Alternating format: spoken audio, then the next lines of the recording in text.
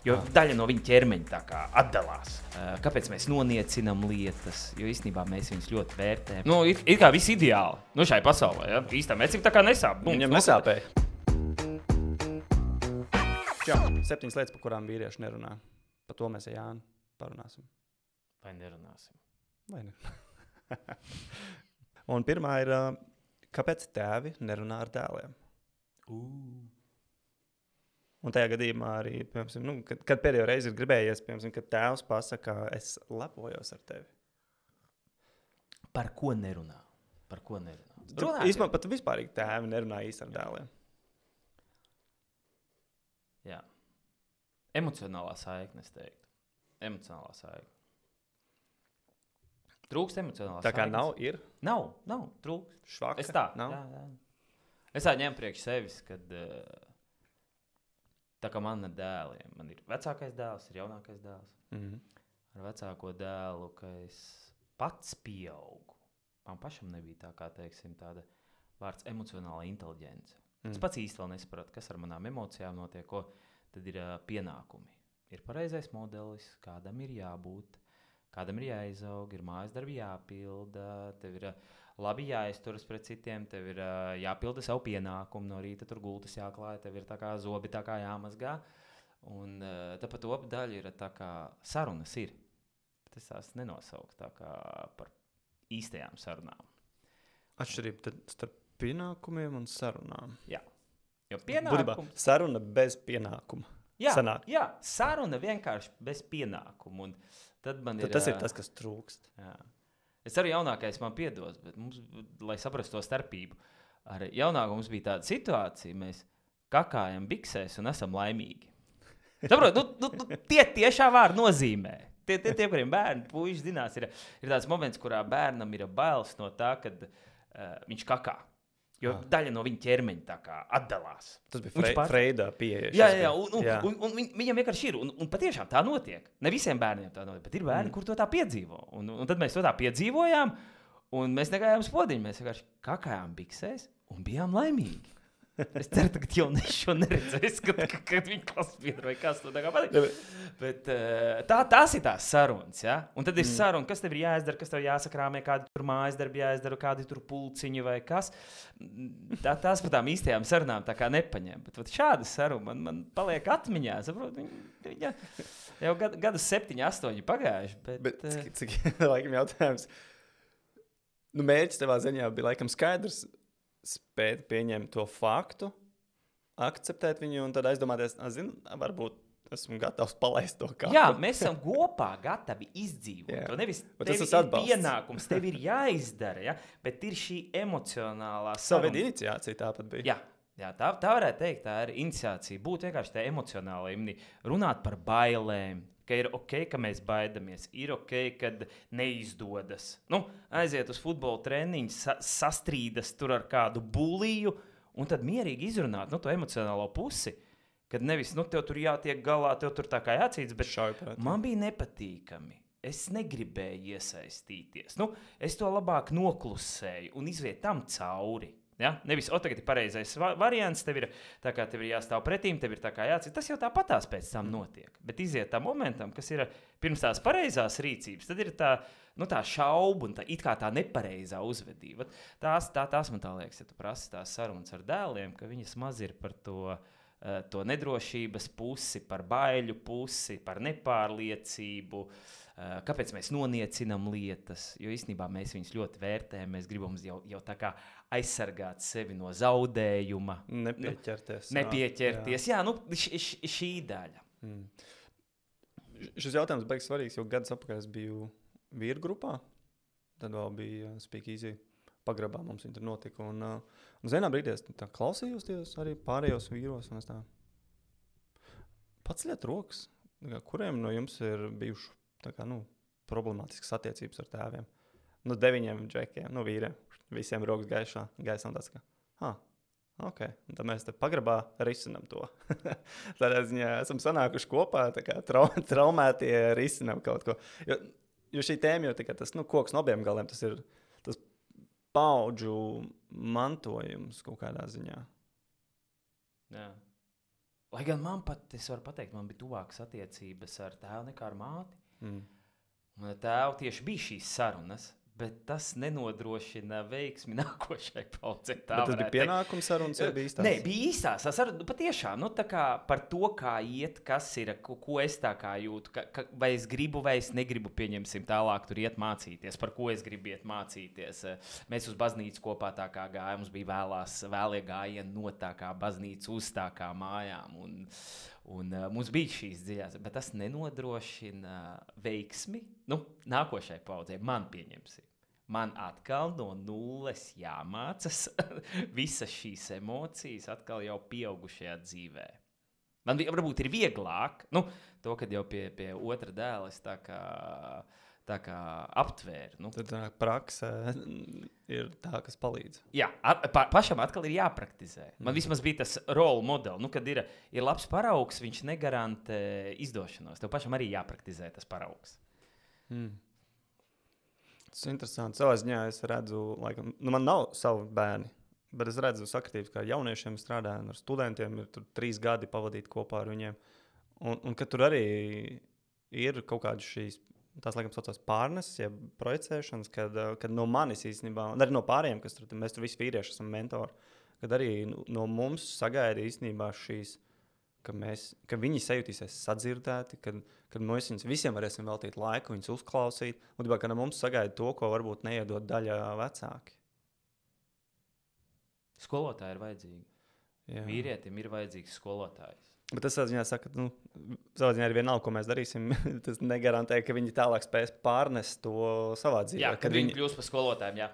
Tas negarantē to. Jā. Tā ir pirmā tēma par tiem... Par meitām tur ir vēl cits. Jo tev tēvs ir miris. Man tēvs ir taisaulē. Man jau tēvs taisaulē, un tā ir vēl viena iniciācija īstenībā. Tā ir vēl viena iniciācija, kad, ja izmantojam šo vārdu, kad man visa dzīve, varētu teikt, gandrīz vai kājām gaisā sagriezās. Visas vērtības, man pēkšņi pazūd atbalsts. Man nav vai balsts pie kā iet. Vēl kaut kādus gadus es centos piepildīt kaut kādu mūsu savstarpējo vienošanos ar tēvu, ko nozīmē ir būt labam tā kā cilvēkam. Vai ko ir būt tā kā cienījam vīrietim. Es vēl sapratu, ka es kaut kādus gadus, jo es gāju arī terapiju, man tad pašā laikā sākās terapija, pie savas psihoterapeits. Tas man tā kā to, un es tad ejot cauri, es redzēju, ka es vēl gadus tā kā cenšos piepildīt. Lai kā viņš jau dejies taisaulē, man vairs nav cilvēks, kas to tā kā var redzēt, vai kam ir tas... Viņa gaidas piepildīt. Jā, viņa gaidas mūsu savstarpējo vienošanos. Ko nozīmē būt tā kā labam cilvēkam, vai likumiskam cilvēkam, vai palīdzēt citiem, aizstāvēt tur vājākos, tā kā, runāt patiesību, ir tādas vērtības. Un es vēl tā kā gadiem, tā kā tas bija mans modelis, ar ko es centos tā kā komunicēt. Lēnām, protams, es saprotu, ka tā ir tā pagriešanās, kad man ir jāpagriež vairāk uz sevi un man jāmeklē jauna saikne. Man ir nevis caur tēvu jāmeklē saikne pie kaut kāda augstāka spēka, bet tā saikne man ir pazudusi un man ir jāsāk būvēt savus. Tā kā iekšā atrast to, kā moderni saka, resursu. Resursi, es teiktu, tā kā meditācijas, lūkšanas, vairs nav tas vidusposms, jo tomēr vecāks es atbildu. Man ir jābūt tam morālajam kompasam, kurš tā kā tam bērnam palīdzēšu pateikt, tas ir labi, tas nav labi. Lai kā man nepatīk šīs kategorijas labi vai nelabi, bet tas piedienas, tas nepiedienas, tas der, tas nedara. Tā kā sabiedrībai, man vai tur ģimenei, tas ir vajadzīgs, tas nav vajadzīgs. Un ja pēkšņi nav šis cilvēks, kurš tā kā pie kura aizies, un tu vienmēr zinās, ka tur būs korekts morālais kompas, un tur pateiks, tas ir labi vai tas nav labi, tas piedienas, tas nepiedienas, tad jāsāk izbūvēt savējais. Tā ir tāda ļoti liela. Jā, man tas kompass, man liekas, ir kaut kā tāds sašķobījies bijis, laikam no sākuma es tā klausos, jo īsto tēvu bioloģisko nezinu. Ja mēs skatāmies tā ļoti vienkārši, man nevajadzētu būt. Es biju vienu vakar sakars, tādā ziņā, bet visumā bija lemts kaut kas cits, un tad es sēžu ar tevi sarunājot šajā podkastā. Un risinu vēl visādas citas problēmas, savas un citu problēmas, bet arī ar patēvu īstenībā diezgan challenging. tādā ziņā tās. Arī joprojām mēs īstenībā baigi pat nerunājam ļoti reti tādā ziņā. Tā arī neizveidojās īsti nekad tas klikšķis. Un te arī tas pats tēvs nerunā dēlu, jo viņš aizņēma tēvu kaut kādas tās kurpes. Un tā pašā laikā arī dēls nerunāja ar tēvu, ar patēvu. Tas manā gadījumā ļoti interesanti, kā tas ir. Bet es sapratu, ka arī caur terapiju un visu kaut ko ir iets, un man ir ļoti spēcīgi attīstīta racionālā domāšana dēļ komunikācijas, kādas saņēmu no viņa. Jo man bieži bija tas, es esmu tas, kurš vienmēr jautā, kāpēc. Man patīk zināt, jo es ātrāk un vairāk saprotu, jo man es vienkārši sapratu, tad es zinu, ko darīt tajā visā. Un parasti, ka man bija jautājumā, kāpēc tā, kas tā? Un tad viņam bija tāds, tagad es saprotu, saturiski ļoti labs teiciens, bet izpildījums es ļoti ilgi nesapratu. Skaties mākošam dirsā. Aizmugurē tagad, ja? Mākošam aizmugurē. Tagad pēc idejas meistars ir pieliecies, laikam, tad skaties viņam aizmugurē. Bet mazam bērnam tas absolūti nestrādā. Es nesapratu ilgāk, ko nozīmē mākošs. Mākoši un vēl. un kāpēc pakaļām man jālūr ir. Bet es sapratu vēlāk. Meklē mentors, meklē cilvēks, kam ir atbilde. Bet tas veids, kā tā saturs bija pareizs, bet man pagāja, es tuvu 20 gadu vecumā biju man tāds, ka to nozīmē mākošs. Cilvēks, kurš prot, un viņš dara. Un viņš pateica, es nezinu, meklēt kādu, kurš zina. Ja viņš tā būtu pateicis, es būtu jau laicīgi, meklē skolotāju citu. Šitas nezinu, man jāiet citur. Bet tas īstenībā, ka es to nesapratu, man ļoti ilgi bija līdz tādā apjukuma pozīcijā, un tāpēc, man liekas, dēļ tā, man ir ļoti spēcīgi tāda analītiskā un racionālā domāšana attīstījusies, jo esmu daudz meklējis atbildes apkārt. Kāpēc viņš to nesaprot? Tas ļoti interesanti pieejams. Un tas savā ziņā arī rezultējās tajā, ka tēvi nerunā ar dēliem, dēli ar tēviem, un mēs katrs arī savā ziņā abas saiti ir pārgriezt, jau sen pārgriezt. Ir viens tāds pārprasts, tā racionālā puse, viņa ļauj racionalizēt emocijas. Viņa ļauj racionalizēt tā kā manas emocijas un manas jūtas. Jā. Un līdz ar to ir tāds baigais teiciens, kad večiem nesāp. Īstenībā večiem tā kā nesāp. Tas, ko tas smadzenes tā kā izdara, ātri noracionalizē. Ja man ir sāpes, viss ir, viņas tiek aizstāts. Ja, es viņas tā kā ar galvu tā kā. Es viņas līdz galam tā kā pat neizdzīvoju. Man tā kā kaut kas sāp, bet es nezinu, ka man sāp, jo man galva tagad saprot, tagad man ir jāsāp. Ja? Un te bija, šito mēs arī tā kā ar jaunāko puiku gājām cauri, jo to man māsas vīrs tā kā pamanīja. Un puika tā kā skrien, hlabišķi nogāžas. Pieceļas un aizskrien tālāk. Ir kā viss ideāli. Šai pasaulē, ja? Īstām vecim tā kā nesāp. Viņam nesāpēja. Nokrīt neizsāp. Un viņš saka, klausies, tāpēc tā kā paņēma to, nekā. Un tad ir otrais, viņš skrien, hlabisti nokrīt, un viņš redzi, un man aiz pamanīja. Un tas, ar ko viņš to aizstāja, viņš pamanīja, kad mēs tā kā redzējām, ka viņš nokrita, ka tagad būtu jāsāp. Un tas, ko viņš izdarīja, viņš atnāca tā kā pie manis, pieglausies, nokaunējies. Kauns. To, man ir kauns par to, ka es sāp. Tās ir vienas sajūtas, ar ko mēs sāpēt man nedrīkst, tā tad man ir kauns. Otrs ir, kas ir dusmas. Es vai dusmojos par to, ka man sāp, kļūstu agresīvs, man īstenībā sāp, bet es tā vietā sāku dusmoties uz apkārtējiem. Arī, bērns, viņš sāk dusmoties. Jā, jo viņam šobrīd sāp, un viņš tā kā ir dusmīgs par to. Tad reizē viņš tā kā tā sāpes aizstāja. Un tā mēs mācījāmies, tā kā es saku, kā tu būtu laimīgi. Tā doma, mēs mācāmies sāpēt kopā. Vispār, ko nozīmē, kad sāp, kad ir tāda sajūta, kā sāp.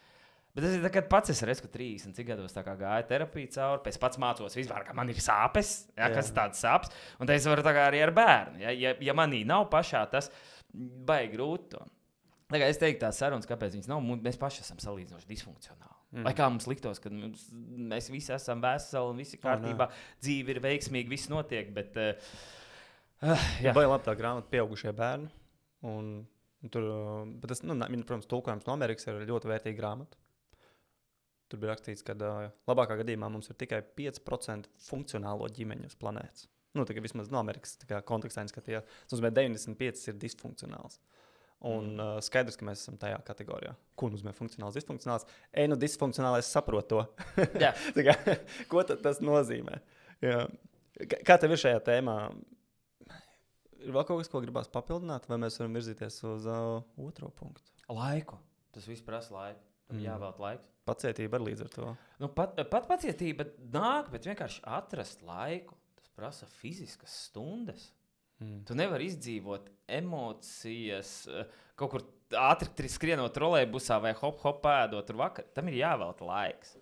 Tas prasa laiku, tas prasa aiziet pamakšķerēt. Nu, tev jāpavada kaut kādas stundas. Tas prasa tā kā apstāties nevis uz nākošo vietu skriet, bet pēc treniņa mierīgi nākt tā kā... tas prasa vietu, tā es teiktu. Vienkārši ieplānot laiku, pavadīt kopā. Telefonu, protams, ir baigi foršā lieta, ja viņas var novākt, bet var arī kopā telefonu spēlēt. Mēs arī darām muļķības kopā. Nu tā, vienkārši laiku. Tas laiks savā ziņā validē, apstiprina būšanu. Jā, kopā būt. Vienkārši ieplānot laiku, būt kopā. Bez savā ziņā, bez godiem liekiem nosacījumiem. Vai tām kodām lomu spēlēm varbūt pat jāsaka. Jā. Jo, ja kalendārā mēs varam darba kalendārā salikt stundas, tā kā 1 stundu, 2, 3, visa diena saplānot, tad tieši tāpatās darba nedēļā vienkārši salikt kaut kādu laiku, ieplānot tā kā redz, kur tā kā būt ar bērniem. Nu, ne tā kā darbā, bet tā būtu tā kā klātienē. Es samazināju lekciju lasīšanu speciāli dēļ tā vakaros. Es mēģināju lasīt tā kā 4 vakaras tā kā nedēļā lekcijas. Es saprotu, ja es esmu 4 vakaras tā kā lasu, un tad vēl brīvdienās kaut kāda darba iekrīt, man nav kalendārā vieta, tīri fiziski būt kopā. Sanāk nolikt tā kā gulēt un no rīta tā kā aiziet. Nu tā. Jā, tu ar visiem citiem darbojies. Jā, es ar visiem citiem darbojos, un tur nekādas sarunas nevar būt. Jā. Es pats atceros, maniņš bija mēģinājis gaidīt tēvu pie loga. Mēs 2 stāvu mājā dzīvojām, un es atceros 2. stāvā ar pispiedušos galvu logā, skatījos, ka viņš pār pļavai nāks. 10, 11 vakarā, vasarā vēl tur tā kā gaiši. Es atceros, vienreiz šitā es aizmigu un izspiedu. Kādreiz bija plāni stikli. Un es šitā te izspiedu. Tā kā tas nav tikai mūsdienās vai šodien tā problēma par to laiku. Ja? Viņi gaida tur arī tajos 9, 10 sēdēs un gaidīs, kad tā kā atnāks. Nu tā. Jā. Savākās uzreiz ar otro tēmu, jo mēs vīrietis dēli ir tas 2 paudzes, bet otrs ir vīrietis vientulībā, kā būtībā, ka mēs, mums apkārt ir cilvēki, bet īsti mēs nejūtamies tā kā kopā. Un tad tāds tā kā ievada doma ir, piemēram, kad pēdējo reizi kādam vīrietim pateica, kad pietrūks tava klātbūtne. Vai ka kāds mani pateica, ka pietrūks mana klātbūtne? Es man liekas, to pagājušajā nedēļā uzrakstīju, bet es nezinu, bet tas tieši tādos vārdos. Tad, kad tu atbrauc atpakaļ, man bija tāds, ka... Nav ar ko parunāt, pareizi ofisā. Jo es uzdūros tevi sajūtiem, man bija tāds, ka, wow, tā kā ir tā sajūta, ka reāli pietrūkst kāds. Tu biji projām 10 kaut kādas dienas, un es tur apkārt, ir jau tā dzīve noteikusi, kaut kas ir, bet tāds, ka, wow, pietrūkst. Un tad es tā kā, kad tu zināji, ka tu tur vēl kaut kur meditē, un tā, es domāju, viss jāuzrakst. Jā. Un likās, tas bija jaunas sajūtas priekš manis īstenībā. Pareizi. Jā. Tas nebija, tas nav kaut kas bija īstenībā pilnīgi pierasts priekš manis, jā. Modernā vientulība, tā varbūt to. Tā ir kaut kāda modernā vientulība, kur mēs esam aizņemti, bet par vajadzīga īstajām lietām. Teiksim tā, īstajām lietām tā kā nerunājam. Ir parādījušies kaut kādas pareizās sarunas vai pareizās tēmas, par kurām mēs drīkstam vai nedrīkstam runāt. Tu domā, amerikāņu pieeja saucamā, mums ir vienam otram jāizklaidē. Jā, vienam otrs ir jāizklaidē, vai es nedrīkstu savu sāpi uzgrūst citam, tā kā, man ir jārespektē otra tā kā šī telpa, jo viņam droši vien jau ir savas problēmas. Kādēļ man vēl savas problēmas tā kā stāstīt? Ja? Man tādā ziņā ir paveicies, mēs 4 draugi esam 25 gadus. Tuvāk vai tālāk, kad bērni piedzimst, tad tur kāds izkrīt no tās mūsu kopienas, kad atkal bērni paaugst, tad atkal tā kā atgriežas kopienā, tā kādam tur ģimenē grūtāk, tad atkal tā kā biežāk varbūt persona parādās mūsu kopienā. Ja? Tas nenozīmē, ja pēkšņi tā kā bieži nāk, ka viss kārtībā, varbūt tieši otrādā, ka kaut kas nav kārtībā. Un tad mani paveicies, ka ir tāda vieta, kur aiziet, bet ir atbalsta grupas. Es atceros, kad es cīnījos ar savu atkarību, kas ir alkohols, tad, lai kā nebūtu, pilnīgi nepazīstami cilvēki. Anonīmajos alkoholiķos. Es varu runāt par tēmām, par ko es nevienu citu nevaru runāt. Ne es varu par to runāt mājās, ne es varu runāt to tā kā ģimenē, saviem draugiem. Arī tas ir uzreiz jautājums, kas ar viņiem jutīgi, ir nesaprast, jo viņiem ir savs dzīves ritms. Un tad ir kaut kādas atbalsta grupas, ar kurām es varu runāt par tām tēmām, kas man ir aktuāls tajā brīdī. Ja, jo cilvēki ikdienā, kas strādā, viņi nesapratīs, tā kā viņi skrien savos darbos, viņi risina savas ikdienas problēmas, un es pēkšņi runāšu par savu kaut kādu atkarību. Jā, pa ko tu runā? Aizies Rimī, tur pie katras kases vēl joprojām stāv, un visa dzīve turpinās. Man tā ir visa pasaule tajā brīdī. Vai, pieņemsim, garīgie pārdzīvojumi, kaut kāda meditācijas, es eju kaut kādu garīgu izaugsmu, to, ar ko par to parunās tanī brīdī, ar to, kas ir, tanī pašā brīdī, tā kā saka, vai tu esi redz, ka tagad uzņēmējs freelancers to, ar ko man parunāt? Man ir kāds uzņēmējs, ar ko parunāt. Kur uz viena viļņa būt. Tā kā es teiktu, ka tā vientulība ir no tā, ka nav citu cilvēku, ar ko aprunāties tajā pašā brīdī. Tieši līdzīgi domājoši. Ir daudz cilvēku, bet viņi visi skrien tādā savā retreisā, tādā skrējienā. Jā. Savā mūsu draudzība arī sākās pilnīgi dīvaini. Netipiskais gājiens bija. Es taisīju tos video, tu kaut kādus Ziemassvētkiem izdomāji atnākt, kā, hei, tu taisi iedzīgs video. Man liekas, arī aizdomīgi, ko tu esi atnācis. Naudu piedāvā. Jā, tu šeit kaut ko 300 eiro iedošu tev, lai tu vari palaist reklāmas uz saviem video. Man liekas, ka tas viss normāli tev. Jā, kaut ko cilvēkam vajag. Reāli nesapratu to. Bet tad tur pakāpeniski iepazini, tad tu tur sāk nākt vairāk, un tagad es nāku pie tevis. Netipiskā veidā, bet kaut kā moču tie braucieni sākās tur Indijas, un tad tas viss kaut kā ir satuvinājis. Tas team buildings ir noticis. Tie kopīgie izaicinājumi, kopīgie kaut kādi pārdzīvojumi īstenībā tajā visā. Dalītas gultas īstenībā. Motobraucienos, lai saprotu motobraucienos. Jā, mēs motobraucienos dalām gultu kopīgu, lai jūs nepārprastu. We are very straight man. Jā, bet tas ir laiks, tas ir veltītais laiks, tas ir kopā piedzīvotājs. Tas ir laiks, jā. Tas ir laiks, viss prasa laiku, un tā vientulība ir tā, kad es saprotu, kad man laikam lielākais bija vispār, lai sāktu dalīties, bija pieņemt sevi. Ir grūti pārvarēt vientulību. Bet pieņem ko? Sevi. Jā, sevi tādu, kāds sevi? Ir. Sevi tādu, kāds es esmu. Ar to, ka esmu pietiekoši. Es esmu pietiekoši, kad man nav visur jābūt perfektam. Es drīkstu arī, kā saka, uz 7, 8 izpildīt, nevis uz 9, 10 visus tā kā uzdevums. Es drīkstu arī kādu solījumu nejauši tā kā pievilt. Nevar visiem tā kā visus solījumus. Sanāk kādreiz kaut ko pat labu gribot, tā kā vienkārši nesanāk, ja? Un sevi nešaustīt. Tas ir tas mirklis, kurā varbūt ir vieglāk sākt dalīties ar citiem un vairs nebūt tik vientuļam, jo tas ir baigi vientuļi, kad arī pats sevi vispār nevar pieņemt, ka pats sev nav draugs. Tas, es teiktu, man tā varbūt tāds nultais posms, kurā man viss skrējiens tā kā apstājas. Ja es varu apstāties, un pabūt ar sevi, tad man ir viegli arī ar citiem padalīties un atvērties. Jo es varbūt baidos mazāk no viņu nosodījuma. Jo es pats sevi vairāk nenosodu. Bet ja man pašam priekš sevis ir jābūt tam alter ego ideālam, tad man... Tas mehānisms, ticamāk, arī pāriet uz pārējiem. Savā ziņā nosoda sevi, nosoda citus. Un grūti dalīties tādā nosodošā vidē. Tā kā, tas man varbūt arī tāds nultais posms bija. Šī doma tikko aizveda atpakaļ gadus atpakaļ uz Vāciju, kad es tur dzīvoju.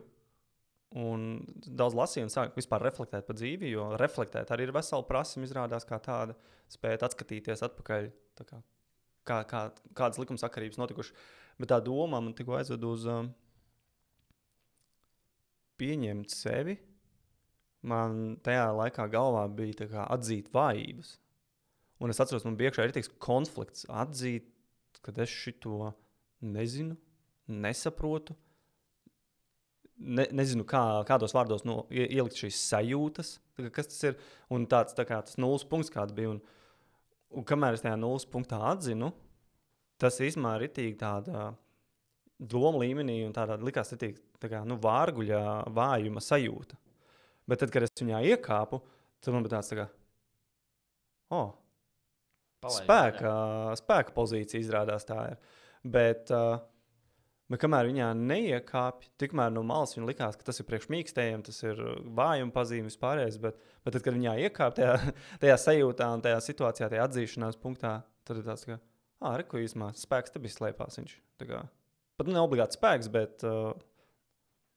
Var paskatīties Steve's Jobs savas prezentācijas, kur viņš taisa džinsiņās taisa un teikraklā, pareizi. Jā. Tad ir jautājums, man bija laiks, kad man bija tā kā 7 balti krekli, vai katrai dienai 5, un plus vēl tur 2 krāsaini, bija 5 balti, un plus vēl pāris krāsaini. Uzvalki tā kā 2, 3, redz, kur man ir kaut kāds standarts, kur man tā kā ida, un tad atnāk viens tur uz skatuves, kas nezinu ko, es esmu, kas es esmu, un viņam ir ok, viņš sev pieņem tādu, kāds viņš ir. Ja? Nevis to šabloni. Tas tāds pat vizuālais, lai saprastu. Ja? Kaut kāds mirklis, kur pieņem. Tāpēc viņš kļuva par etalonu kaut kādā ziņā. Tas tāds acīm redzams, bet arī iekšējā pasaulē tieši to pašu, kad man nav jābūt tam, es neceļos 5 no rīta. Es eju 3 naktī gulēt, viss, bum, sodu sevi, cenšos 5 no rīta piecelties. Nē, es pieņemu, ka es piecelšos 3 un aiziešu 3 tā kā gulēt, un tad es celšos tur vienalga, kad bērni jāved. Tad es 8 tā kā jau piecelšos, lai skolu aizvestu. Ja, vai ja nebūs jāved, es arī 10 piecelšos. Arī viss ok. Tā, bet es par to vientulību, jā. To es tikai... Tad, tu teici par to sajūtu, ka tu pieņem, man likās, es atkal baigo atslābumu, kad beidzot, tā kā viss palaiž, tas nospriegotais, pirms tam tā kā ideāli. Ir arī tāds atslābums. Ka tā vai tur tāds pilnīgais atslābums, no kura tad var tā kā atkal, tad tikai tas spēks tā kā. Jā, kā spriedze akumulējusies, ķermenī izrādās. Jā. Tas, kā tas nozīmē, kaut kāda loma, tēls, tas viss ir turēts. Tas visu laiku tā kā turēts, un tad, kad tā pieņemšana noteikti, tad ir tā atlaišana, man šis nav jātur. Tas ir brīvs. Jā, es esmu brīvs. Jā. Šis nebija īsti jādara. Man nav jātiekās ar turētiem cilvēkiem. Es īstenībā varu nokancelēt šo sadarbību, vai es varu atteikt kādam. Un tas savā ziņā ir tas. Laikam, jā, ja es brainstormoju ar tevi līdz ar to tāda, ja ir sajūta, ka tas ir strupceļš, tad īstenībā ir tā spriedze, bet šī atbrīvošanās ir kā būtībā vēl viena iespēja. Vēl, būtībā tik līdz, ka vismaz 2-3 dažādas izvēles varianti ir iespējas, tad paverās tas viss. Kas aizved uzreiz par nākšo punktu. Mēs ar šo sarunu netaisamies izglābt Latviju, bet bet vismaz aizvirzīt kaut kādas domas, un Latvijā mums ir kas, tur satikties ar draugiem, kāda minēja, tev ir draugi, man arī ir, bet es vismaz sen neesmu ticies viņiem, mēs esam tāds piecinieks, tāpēc, ka lielākā daļa no viņiem dzīvo tur Anglijā un Īrijā. Un ir vīru grupas, terapijas, psihologu konsultācijas, coachings, tas viss ir. Tas nebūs tieši tas pats, nebūs tā piedarība. Ir motoklubi, kur cilvēki iet. Ir sportu, interešu lietas, kur savā ziņā arī mazliet nevienmēr pārklājas, bet ir. Mēs tur skvošā gāja ļoti interesanti. Tur uz beisbolē, tur tu atrod kaut kādu piedarību. Tur atkal ir sava sabiedrība. Tur veidojas savas sarunas, kur tā kā pa tēm, tas ir tās interešu grupas. Mums īstenībā bija Marketing Made Simple. Jā. Tur viņš transformējās, tur bija Free Man Society, mēs mazliet saucām, bet man liekas, tas sačakarēja Marketing Made Simple konceptu. Jā, jo dāmas tā kā... Jā, man liekas, jāatgriežas atpakaļ, jo dāmas tur uzreiz eksitoja. Jā, dāmas eksitoja. Jā, bet man liekas, ka vērts atgriezties atpakaļ, jo tās bija foršas sestdiena rīti ar ļoti vienkārši mērķi priekš manis domāt strateģiski, nevis vienkārši tikai pa uzdevumiem, kurus pildīt, bet domāt strateģiski. Tas arī bija tematiskais, interešu pulciņš atkal uzreiz, jā. Bet tur bija arī mazliet garīgais piesitiens un vispār tāda ne tikai stratēģija, bet arī kā cilvēkam skatīties visu. Būtībā to, ka ir opcijas, laikam būt vienā brīdī. Labi, man grūtāk īstenībā pat teikt, kā ir, ja es nezinu, ko darīt, jo man ir vienkārši identificē, ka man ir problēma. Es teicu, ko es varu darīt, jo es esmu bieži tas, kurš ir ok organizēt kaut ko, sasaukt kaut ko, sasaukt cilti un risinam manu emocionālo problēmu. Tavu, jā. Bet citiem, ja nav tā, tad laikam jau tas vienīgais ieteikums ir meklēt, kur risina šo emocionālo problēmu un pievienoties. Jā. Un ja nav tur ok, nav ok, iet uz vienkārši mainīt nākošo. Jā, meklē nākošo vietu. Jā, pieņemt sevi. Fine, man nepatīk. Es 5. klasē aizgāju uz basketbola treniņiem. Man likās, ka varētu patikt. Sapratu, ka esmu ritīgi īsti priekš tā. Un es pat īsti neaizgāju uz treniņu. Ātri vien saprotu, nebūs priekš manis. Ja kāds būtu atbalstījis, centies un tā. Es joprojām atceros, līdz 16 gadiem es būtu noteikti mocījies, jo es biju ritīgi īsts. Es būtu bijis šaubu pilnu treniņu diezgan ilgu laiku. Tā kā ir ok mainīt. Noteikti cēm. Ok. Ejot pie nākšās tēmas, kas ir ļoti svarīga arī. Nauda un kauns. Kauns par to, ka ir nauda, ja?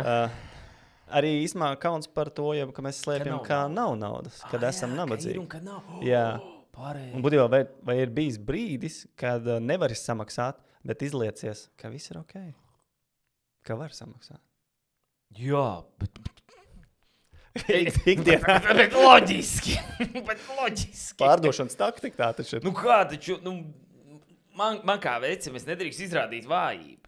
Es nedrīkst to, ka man tur sāp, vai es tur vājš, vai ir kaut kādi šitie ieliktie, ja, standarti. It kā drusku, tas ir tāds pārprastais stoicisms, es tā to teiktu. Viņš ir baigi pārprasts. Jo, ja tu lasi stoicismu, tur nav tā. Tur nav Tas pār ir par naudu. Nē, es par to, ka tev ir jābūt pareizi. Tev visam visu laiku ir jābūt. Neievainojamam. Neievainojamam. Ar resursu pilnam, ar naudas un visiem.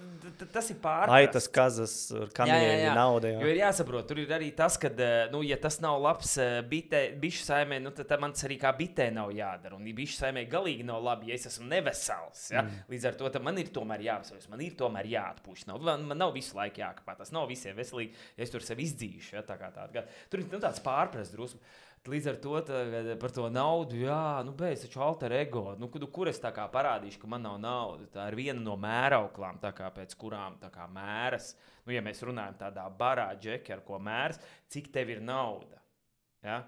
Dāmas, kas klausās, var tā kā nepiekrist. Ja? Kad, viņam jau arī. Viņas rāda, kur viņas ir iztērējuši. Nē, ka viņas neņems vērā, cik viņu vīram ir nauda. Es tādā vecā klasiskā runāšu tādā izpildījumā, ja, kur tā kā redz, ka ir vīrs, kurš tā kā strādā, dāma, kur rūpēs par to, lai mājās būtu silts, skaists un to, ja es nepretendēju tā kā nevienā brīdī, ka es varētu nodrošināt mājās tādā siltumu un skaistumu, kā var nodrošināt jebkura sieviete, tā es teikšu, jebkura sieviete nodrošinās labāk nekā es. Ja? Pat bez nekādas gaumas vai kā, ja? Kur atkal es piedaros pie tā, ka vīrieši to nav. Līdz ar to, ja man ir tā mēraukla, kad nauda nosaka, cik es esmu vērtīgs, tad loģiski es kādā brīdī tērēju naudu vai es maksāju pat, ja viņi nav, lai es saglabātu šo savu ārējo vērtību, kas ir sabiedrībā. Līdz tam mirklim, protams, ka es sev spēju pieņemt tāds, kāds es esmu. Ja? Līdz ar to ir bijuši ilgi gadi, kurus esmu dzīvojis šai vērtības skalā, ka es esmu tik vērtīgs, cik man ir nauda. Un tas vēl bija gadi terapijā, pirms kādiem 5 gadiem. Es vēl ar biznesa coachu, tas vairs nebija ar terapeitu, bet ar biznesa coachu. Es jau teicu, ka tos mentors ik pa brīdim tā kā ir vajadzīgs kāds. Un tad man bija biznesa coach. Un es tad ārstēju, ka manai drošības sajūtai nav jābūt atkarīgai no atlikuma bankas kontā. Vienā brīdī, ja man nav, pieņemsim, 10,000 bankas kontā, es nejūtos drošs. Tie, kur zina par finansiālo brīvību, tā kā zina tādu, ja tev nav 3 mēneši, tā kā, pieņemsim, izdevumi, tad tu nejūties brīvs, tad tu esi ierobežots savā rīcībā. Ja? Bet arī tas ir šī atkarība, tava brīvība ir atkarīga no šo 3 mēnešu finansēm. Bet jautājums, kā būt brīvam arī ar 0 eiro tā kā kontā, vai vēl vairāk, kā būt brīvam, ja tu esi parādā. Ja tu esi mīnusos, ja? Un kad tas ir tāds, ja tu man prasi, tad atdalīt emocijas no to kaunu, no tās naudas. Ja? Tā kā es esmu ilgus gadus, ja tu prasi, nodzīvojis, un kamēr pie tā apzināti nestrādā, kad mana vērtība pilnībā nav saistīta ar manu finansiālo stāvokli, ja? Tikmēr ļoti daudz emocijas, satraukums, tiklīdz nauda paliek kontā. Uzreiz trauksme ir pie lielākiem izdevumiem, ir grūti kaut ko nopirkt, izdot. Tāds iekšējs skopulis tā kā parādās, vai krājējs tā kā parādās. Pieturēt gribās. To es esmu pamanījis īsumā. Šitas ritīgi piezogās, tā pieturēšanas. It kā liekas, ja šo rēķinu es samaksāšu pēc 2 nedēļām, man būs mazliet ilgāka nauda. Tā pieturēšana īstenībā ir rītīgi čakariem un dažreiz neļauj vienkārši piedalīties sociāli, ekonomiskajā plūsmā īstenībā. Es vienkārši zinu, ātrāk es izrakstu, ātrāk es izdaru, ātrāk apmaksāju, vienkārši visiem uzreiz ritens kustās, viss ir tikai enerģija plūst, bet tā pieturēšana, es pamanīju, ir rītīgi nabadzīga tāda doma, viņa pilnīgi tā kā sadvalk visu īstenībā kopā. Tā. Un es pat nepamanu, kā īstenībā viņa dažreiz savalk. Atceries, ko es teicu tajā sākumā par to kakātu un būt laimīgam.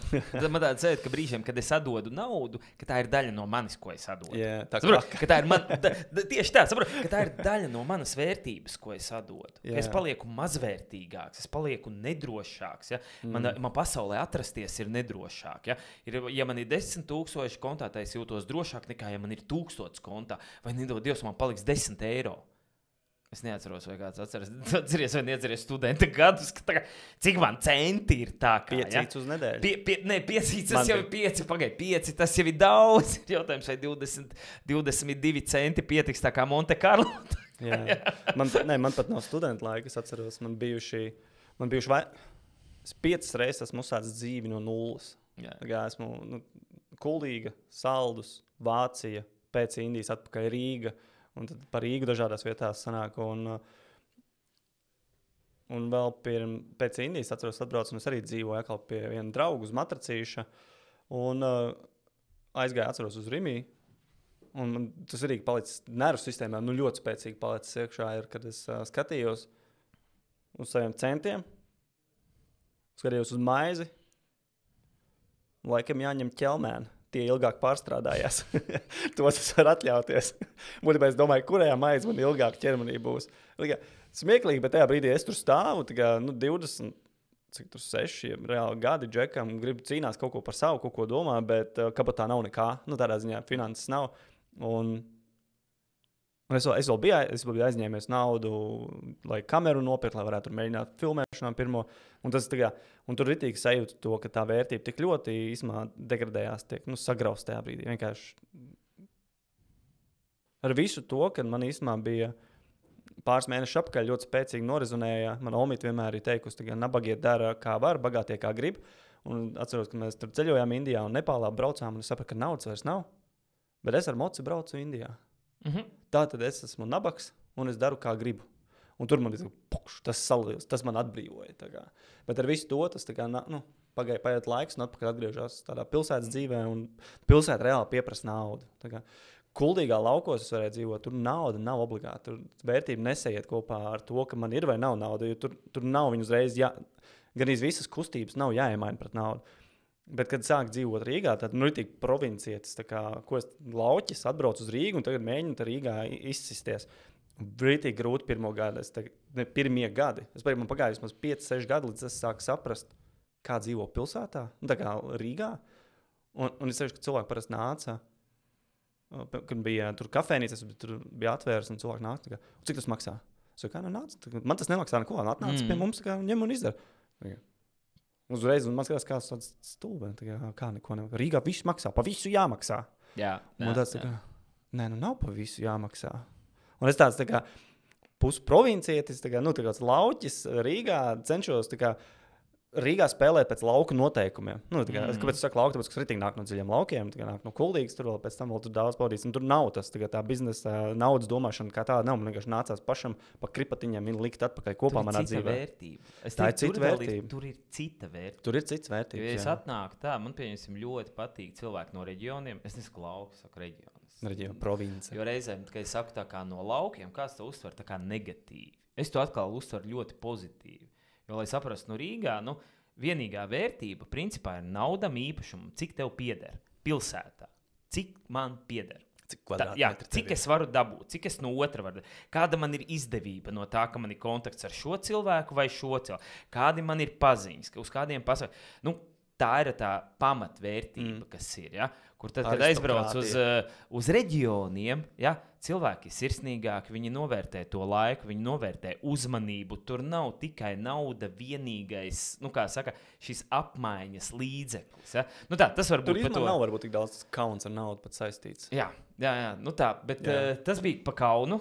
Kauns bija viens, par to naudu. Otra lieta, ko es regulāri sev tā kā atgādinu, ir būt pateicīgam. Būt pateicīgam, ka man ir nauda. Viens ir tā kā, man ir jābūt brīvam no naudas, bet tajā pašā laikā man nereti es tā kā saprotu, kad man ir viņa. Tāpēc es varu, ir tāds gudri runāt par to. Bet arī joprojām tā ir emocionālās sasaistīšana. Jo es varu baigi gudri par viņu tā kā runāt, jo man viņa ir. Nu, cilvēki visu laiku nāk pie tevis arī pavairot. Jā, pavairot naudu. Šeit tev 1000, atnes man 10. Atnes man 10,000, ja, un to. Un tas man iedod to perspektīvu. Ja es sāku kaut ko zūdīties tur par naudu, vai kā viņa tur man ietekmē, vai kad pārāk bieži sāku iet tā kā Svetbankā, nezinu, kurš no jums 3 reizes dienā pārbauda Svetbanku. Es varbūt reizi nedēļā. Tu reizi nedēļā. Bet man vajadzētu biežāk. Jā, tev vajadzētu biežāk. Ja man viņi kā ar klientiem rēķina, tā kā darbiniekiem, tā kā, jā, mums tad regulāri tā kā pārbauda Svetbankā. Ir plūsma, nav plūsma un tā tālāk. Ja? Es atceros, tev bija tas, man arī patika pagājušajā gadā, nediena bez rēķina. Jā, nediena bez rēķina, tā kā, lai to plūsmu nodrošina. Bet man sev ir jāatgādina būt pateicībā. Pateicības tā ir viena lieta. Mēs redzam, ka jau pie pirmās tēmas par tā kā... Kas ir primāra emocija? Kā tu jūti? Kā tev šķiet, tev ir visveselīgāk justies par naudu? Visveselīgāk justies par naudu? Jo es esmu daudz par šo domājis. Viņas ir gana. Pietiekoši? Man ir pietiekoši. Man ir tā, ka man nauda ir tik, cik viņa ir vajadzīga. Un tā arī ir. Tad, kad man kaut kur lielāki izdevumi, tad man parādās lielāki projekti. Un tad ir jautājums, kas bija pirmais? Pirmais bija nauda vai tā kā vajadzība, vai tas projekts, vai pirmais bija projekts, un tad parādījās tā vajadzība. Ja? Es viņu vairāk uzsveru, ka man ir tā kā skābeklis. Skābeklis ir gana. Tas ir nauda un garīgums. Jā, viņš ir gana. Viņa ir gana. Man viņa ir tik, cik vajag. Es neskrienu pēc viņas, bet es arī no viņas neatsakos. Ja? Es saprotu, ka, lai paplašinātu savas tā kā robežas ietekmi, man ir nepieciešama lielāka finansiāla, bet es neuzlieku tā, ka man tagad vajag reiz 10 vai reiz to. Es zinu, man ir iedots tik, cik es varu panest, tik, cik man ir jāpanes. Ja es uzlikšu sev mērķi, iespējams, es varu panest tur uz 10 miljoniem, vai es varu panest uz 100 miljoniem. Ja?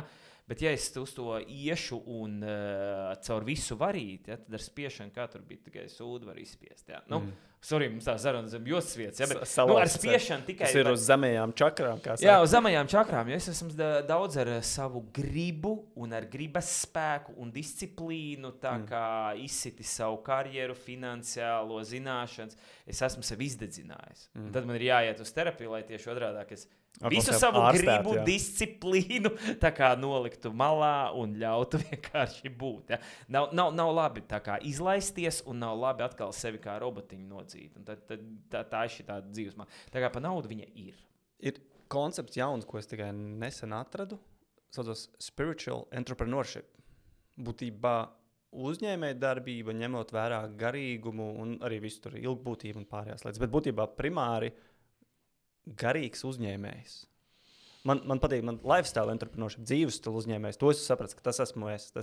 Un man definīcija, ko es atšifrēju starp mani un pašnodarbināto ir, pašnodarbinātiem ir bail pieņemt darbiniekus. Tikai bail strādāt ar citiem. Man nav. Es tikai, ja man vajag projekts, cilvēki aiziet, savācam, izdaram darbu, paldies, visprojām. Tikai man es nevajag viņus. Es tikai spēju dinamiski tos cilvēkus salikt. Un tur, sapratu, ir tā atšķirība starp dzīves stila uzņēmēju un pašnodarbināto. Jo man kādreiz bija darbinieki, ritīgi emocionāls sloks. Jo ritīgi jādomā par viņu naudu, viņu maksā. Tādā ziņā tas crazy, bet garīgs uzņēmējs. Garīgs uzņēmējs. Es teiktu, mēs esam 30-gadīgi uzņēmēji tagad. Ja Latvijas, tā kā ņemam Latvijas ekonomiku, 1991. gads bija, ja? Tikko kā bija 4. maijs. 35 tagad to būs. Jā, 35 gadi. Es esmu Latvijas vecumā, mēs esam vienaudži. Līdz ar to ir 35 gadi, un mēs arī kā kapitalistiska sabiedrība esam auguši. Ja līdz 30 gadiem man ir jautājums, kā es vispār varu nopelnīt naudu, vai tur 25, ja, tā kā skrienam, plēšamies, tur tā kā bērni, tā kā tīņi, tur tirgojam koliņas, ja, skrienam uz tirgu, tā kā puķītes tirgot, tāda mums bija šitā komersantu, teiksim tā, tie spekulanti saucām, ja. Tad tagad mēs esam izauguši, kad mēs mākam naudu tā kā nopelnīt, un aizvien vairāk es redzu, ka klienti nāk, un viņiem svarīgi, kā viņi to naudu nopelna. Nav tikai jautājums, kā tur vairāk nopelnīt. Ir jautājums, kā es nopelnu, ko es tā kā daru, kaut kāda jēga tiek ielikta. Tu saki, tas garīgums.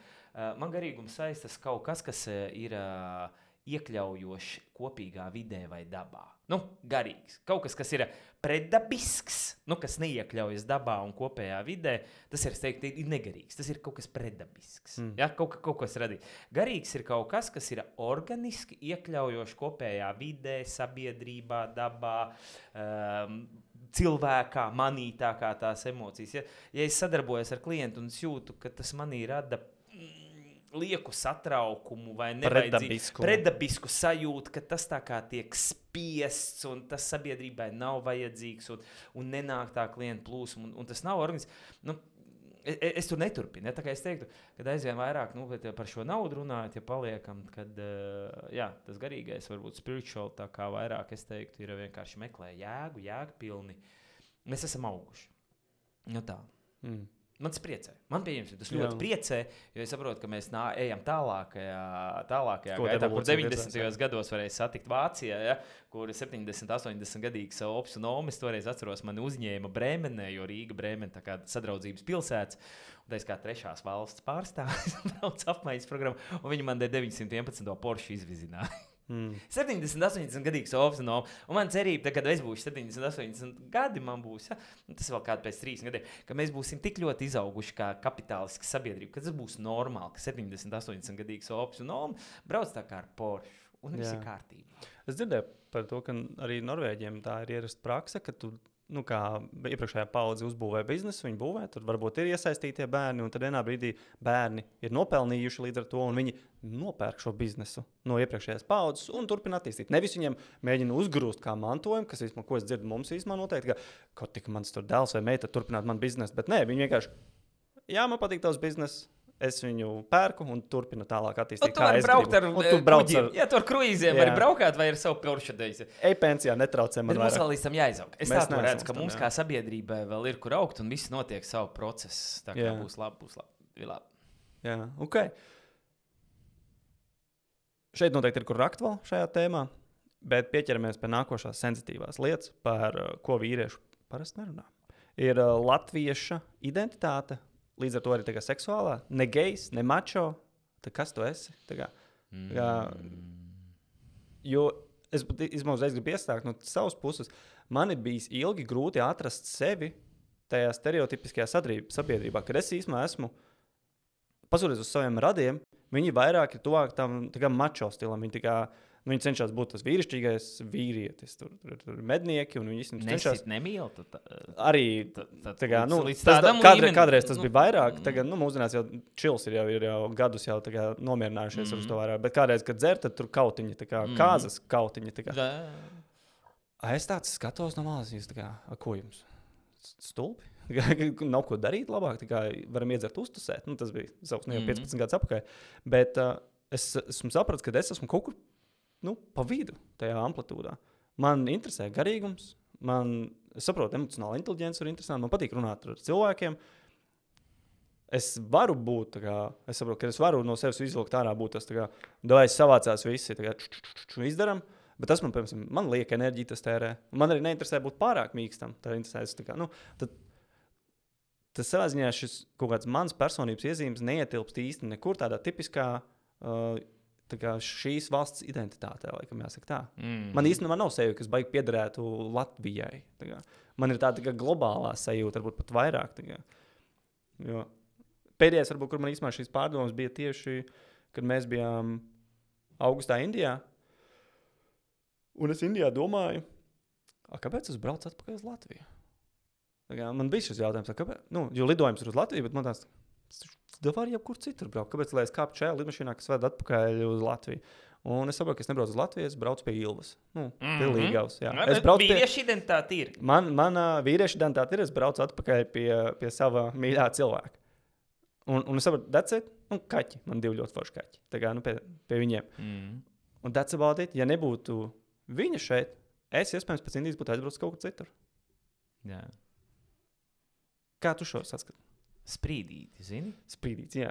Tas stāsts. Stāsts par sprīdīti, jā. Un tad sprīdīts iet, un viņš tur tās laimiņas meklē, un to, un tad viņš iziet cauri, un tad viņš tur to vēja māti, vēlu, tur trollis vai kā viņi tur to lutausis, laikam tā bija lutaus, kas tur dejo. Vēja māte, meža māte, tad tur ķēniņš ar visu princesi, ko piedāvā. Un negrib viņš galā atnāk atpakaļ uz savām mājām pie Lienīca. Viņš atnāk atpakaļ uz mājām, nekur aizvedot uz to laimīgo zemi, kas ir mājas. Un es vairāk redzu šo šādi. Ka ir ir jautājums tikai, kurā ceļa posmā mēs esam. Mēs skraidījam pat kā tā maldugunīm, mēs meklējam vienu spīdīgu lietu, otru, trešo, ja, vai mēs tur tā kā redz, kur cīnamies un baigās kaujas šobrīd, ja, un dancinām tagad tur to te, vai mēs vispār dodamies mūsu dzīves misijā šobrīd, es tur šito iekarošu un to iekarošu, un man tur būs miljoni sekotājs, visu pasauli pārvērtīšu par uzņēmējiem, nu, vienalga, nu, lai kā nebūtu.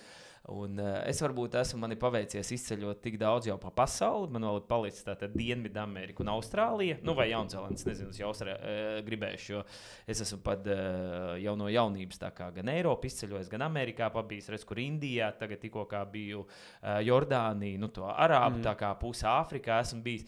Un man bija savulaik sapnis varbūt Šveicē, nu tā kā vecumdienas pavadīt, bet arī tur es padzīvoju 2 nedēļas, un man gribējās kaut kur horizontu ieraudzīt. Man kalni patīk, bet es nevaru viņos dzīvot. Ja nav horizontu, man šitai sākas galvā. Tā kā uz veikalu iet uz leju kaut kur. Jā, bet nē, es braucu lejā uz Lozānu ezeru, skatīties uz Franciju, tā kā, jo tur vismaz ir horizonts, nu, ezers ir līdzens, ezeram nav tā kā. Tad man ir tā, ka man Latvija ir kā tās mājas, uz kurām atgriezties. Man patīk būt citur, man patīk citas kultūras redzēt, man tas iedod perspektīvu. Man tas iedod arī, nu, ja tu runā par šo vīršķību, tikko kā es no Jordānijas atbraucu, tur ir beduīni, tur ir musulmaņi. Tad šeit mūsējie mačo, es teiktu, ir vēl joprojām vārgi bezmugurkalnieki ar ļoti mazām rakstura iezīmēm un vispār gandrīz bez tradīcijām. Ja? Nu tā, lai saprastu. Ja gribas tā kā, tad var aizbraukt uz musulmaņu tā kā kultūru un tad drusku padzīvot tur un tā kā saprast, ko nozīmē tā kā būt tā kā vīram, ja? Un ka tu esi tā kā es jau teicu, aku tuksnesī. Jā, izroc aku tuksnesī, tā kā, vai vienkārši dzīvo tur teltī, ja, vai līdz 18 gadiem tu uz pilsētu dodies tur reizi gadā uz mēnesi, tā kā, lai tu zinātu, kā notiek pilsētā tā kā dzīve, un pēc tam atpakaļ uz tuksnesi ar lopiem, suņiem un tuksnesi un ūdeni, kad dabūs, tad dabūs. Ja. Nu tā kā, man Latvija ir baigās mājas. Ja, es arī uz turieni braucu uz Jordāniju. Man krakls bija latvietis. Ja, mācīju viņiem tā kā latvieši. Nesanāca man viņus visus asimilēt. Ja. Nu, nesanāca viņus par latviešiem tā kā padarīt. Galīgi nesanāca. Pa īsi bija, jā. Pa īsi, jā. Tad mums daudz vairāk tā kā jābrauc. Viņi tur Jordānijā 10 miljonu laikam, ja. Un tā kā mums daudz vairāk jābrauc. Bet man tās ir mājas. Es to kā sprīdīt redzu, kad visur citur man patīk būt. Es aizēju. Bet man patīk atbraukt atpakaļ, jo te mums ir 4 gada laiki, te es esmu uzaudzis, te ir tā kultūra, kas ir mana kultūra, un man liekas, ka es esmu piedzimis tajā savā vietā. Ir cilvēki, kuri varbūt patiešām jūtas, ka viņi ir piedzīvuši citā organismā vai citā vietā, vai varbūt viņi vienkārši nav apmierināti ar sevi. Es nezinu, man bieži liekas, ka tas nozīmē, es nespēju pieņemt to, kas es esmu, nevis tur tagad tur būs labāk, ja visur citur tā kā labāk. Nu, mēdīji un sociālā tīkli nepalīdz mūsdienās cilvēkiem saprast vairāk sev. Jā. Bet tā kā, ja tu prasi par to Latviju, tad man ir tā, ka es laikam tik daudz jau esmu izskraidījis pa tā maldugunī, tik daudz esmu troļu, tos lutaušus sitis un baigās misijas uzskatījis, ka man šai dzīvē tā kā ir, lai saprastu, ka nē, tomēr man atnesīs atpakaļ uz mājām, un tad šeit es esmu piedzimis, uzaudzis, un laikam nekur tālāk arī pat lēši man tā kā neimponē. Nu, ja paņemam tuvāk tā kā drusku lielāks tirgus šobrīd ekonomiski, veselais saprāts saka, ka varētu jau tā kā Lietuvā visu darīt. Nu, kāpēc darīt šeit, ja tur var visu izdarīt un saņemt 2 reizes vairāk? Nu, patieši to pašu visu, ko tā kā daram, biznesa 2 reizes labāk attīstīsies ar klientiem, kuriem strādāju, es redzu. Nē, man te ir labi. Nu tā. Klausoties tevi, atcerējos, kad es dzīvoju Vācijā, 14, 15 gads, manī tieši norezonēja 3. gads, kopš es tur dzīvoju, gāju uz beigām, un es atceros, es aizbraucu ar domu, es atgriezīšos tad, kad man būs biznesa ideja vai kaut kas tuvu tam. Nu, vai nu biznesa vai biznesa ideja. Un man kaut kā bija tā kā, es atceros, sazvanījos ar tanti vienu, viņa teica, ko tu daries? Brauc apakaļ. Man tāds tā kā, jā. Un es biju jau kaut kā aizmeditējies, un tas garīgums sāk nākt dzīvē vairāk, un bija saradās tāda kā misijas sajūta atgriezties Latvijā. Īstumā tā sajūta man ir vairākas reizes pieturējuši šeit neaizbraukt. Nu, tagad man ir vēl otrs cilvēks, kur es neaizbraucu. Bet tā misija sajūta, un tāpēc daudz esmu ar jauniešiem strādājis, un arī Ventspils augstskolā strādāju. Tīri tāpēc, ka es saprotu, ka ir kaut kādi šīs domāšanas tie modeļi, kaut kādi šie izaugsmas domāšanas principi, kuriem man patīk dalīties, un es redzu, ka cilvēki uzlabo savus dzīves, un tad kaut kādā veidā tā mana misija sajūta, kas uzrādījās Vācijā, dēļ kuras es atgriezos. Man nepatīk tā atgriezties vispār, jo tas ir braukt uz priekšu. Mēs braucam visu laiku uz priekšu, mēs atgriežamies kaut kur, jo tā vieta jau ir citādāk. Bet anyway, tā arī man rezonēja. Un viņi īstenībā šos gadus 10, jau bišķi vairāk 12, joprojām iekšā ir tā atmiņa tur palikusi. Tas ir interesanti. Un Kalns novērtēja, jā, loģiski. Kalns novērtēja daudz vairāk, kad paskatās uz plakanām pļavām. Jā. Jo viņi jau tieši tāpat, kā tiem, kas dzīvojas laika kalnos, viņi atbrauc, oh, my God, jums neviens kalns te nav. Jūs koki papildam kā jūs redzat tik tālu? Un jums ir zaļš un lauki, jā. Nu tā par to Latviju. Jā, labi jautājumi, tādā ziņā laba tēma. Var ierakstīt komentāros, kā tev? Kur tu esi? Tu esi starp super jūtīgs, tu esi mačo, tu esi beduīns. Kas tu esi? kā tu atrod sevi? Esot šajā sabiedrībā, laikam tā jau jāsaka. Ne.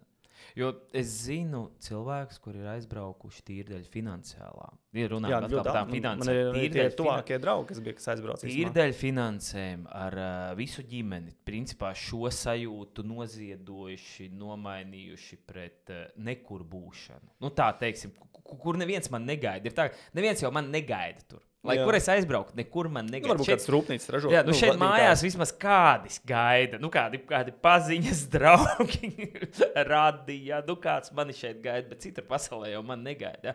Un tur tā kā es vienkārši zinu no mārketinga, ir ap 100,000, pieņemsim, meta platformā cilvēki, kas lietotāji. Tas varētu būt kāds 150 līdz 200,000 no Latvijas ir izbraukuši, kas zina latviešu valodu un ir izbraukuši ārpus. Ja? Un man šī diaspora tā kā, teiksim tā, man ir brīžiem, tā sajūta man nav viegla domājot par šo auditoriju. Galīgi nav viegli. Droši vien kāds arī skatās šobrīd, kas ir aizbraucis, jo man ir tā laime, ka es esmu spējis visu savu dzīvi izveidot šeit. Un man viņi ir sastāvējusies, un viss ir tā kā noticies. Tas ir sastāvējies, tas no anglicisma vienkārši izdevusies šeit, un es esmu viņu varējis piepildīt šeit. Ja? Un es zinu, ka daudz aizbraukuši, tāpēc, ka nav sanācis. Ir viena krīze bijusi, tur 2000. gads, 2008. gads, tagad pirms Covid gadi bija. Tie viļņi, kas tā kā ir devušies. Ja? Un man ir paveicies atkal uz to skatos drusku ar tādu pateicību, ka man šeit viss ir labi. Man gribas, protams, kaut ko par pastāvošo iekārtu vienmēr pateikt. Ja? Viens vēlēšanas, otrs. Es nevaru pateikt, ka es būtu pilnīgākā mierā par to. Ja? Man tur 30% aizbraukuši pēdējo. Kopš Latvija ieņem formu. Vairāk kā 500,000 ir aizbraukuši. Tas ir tā kā,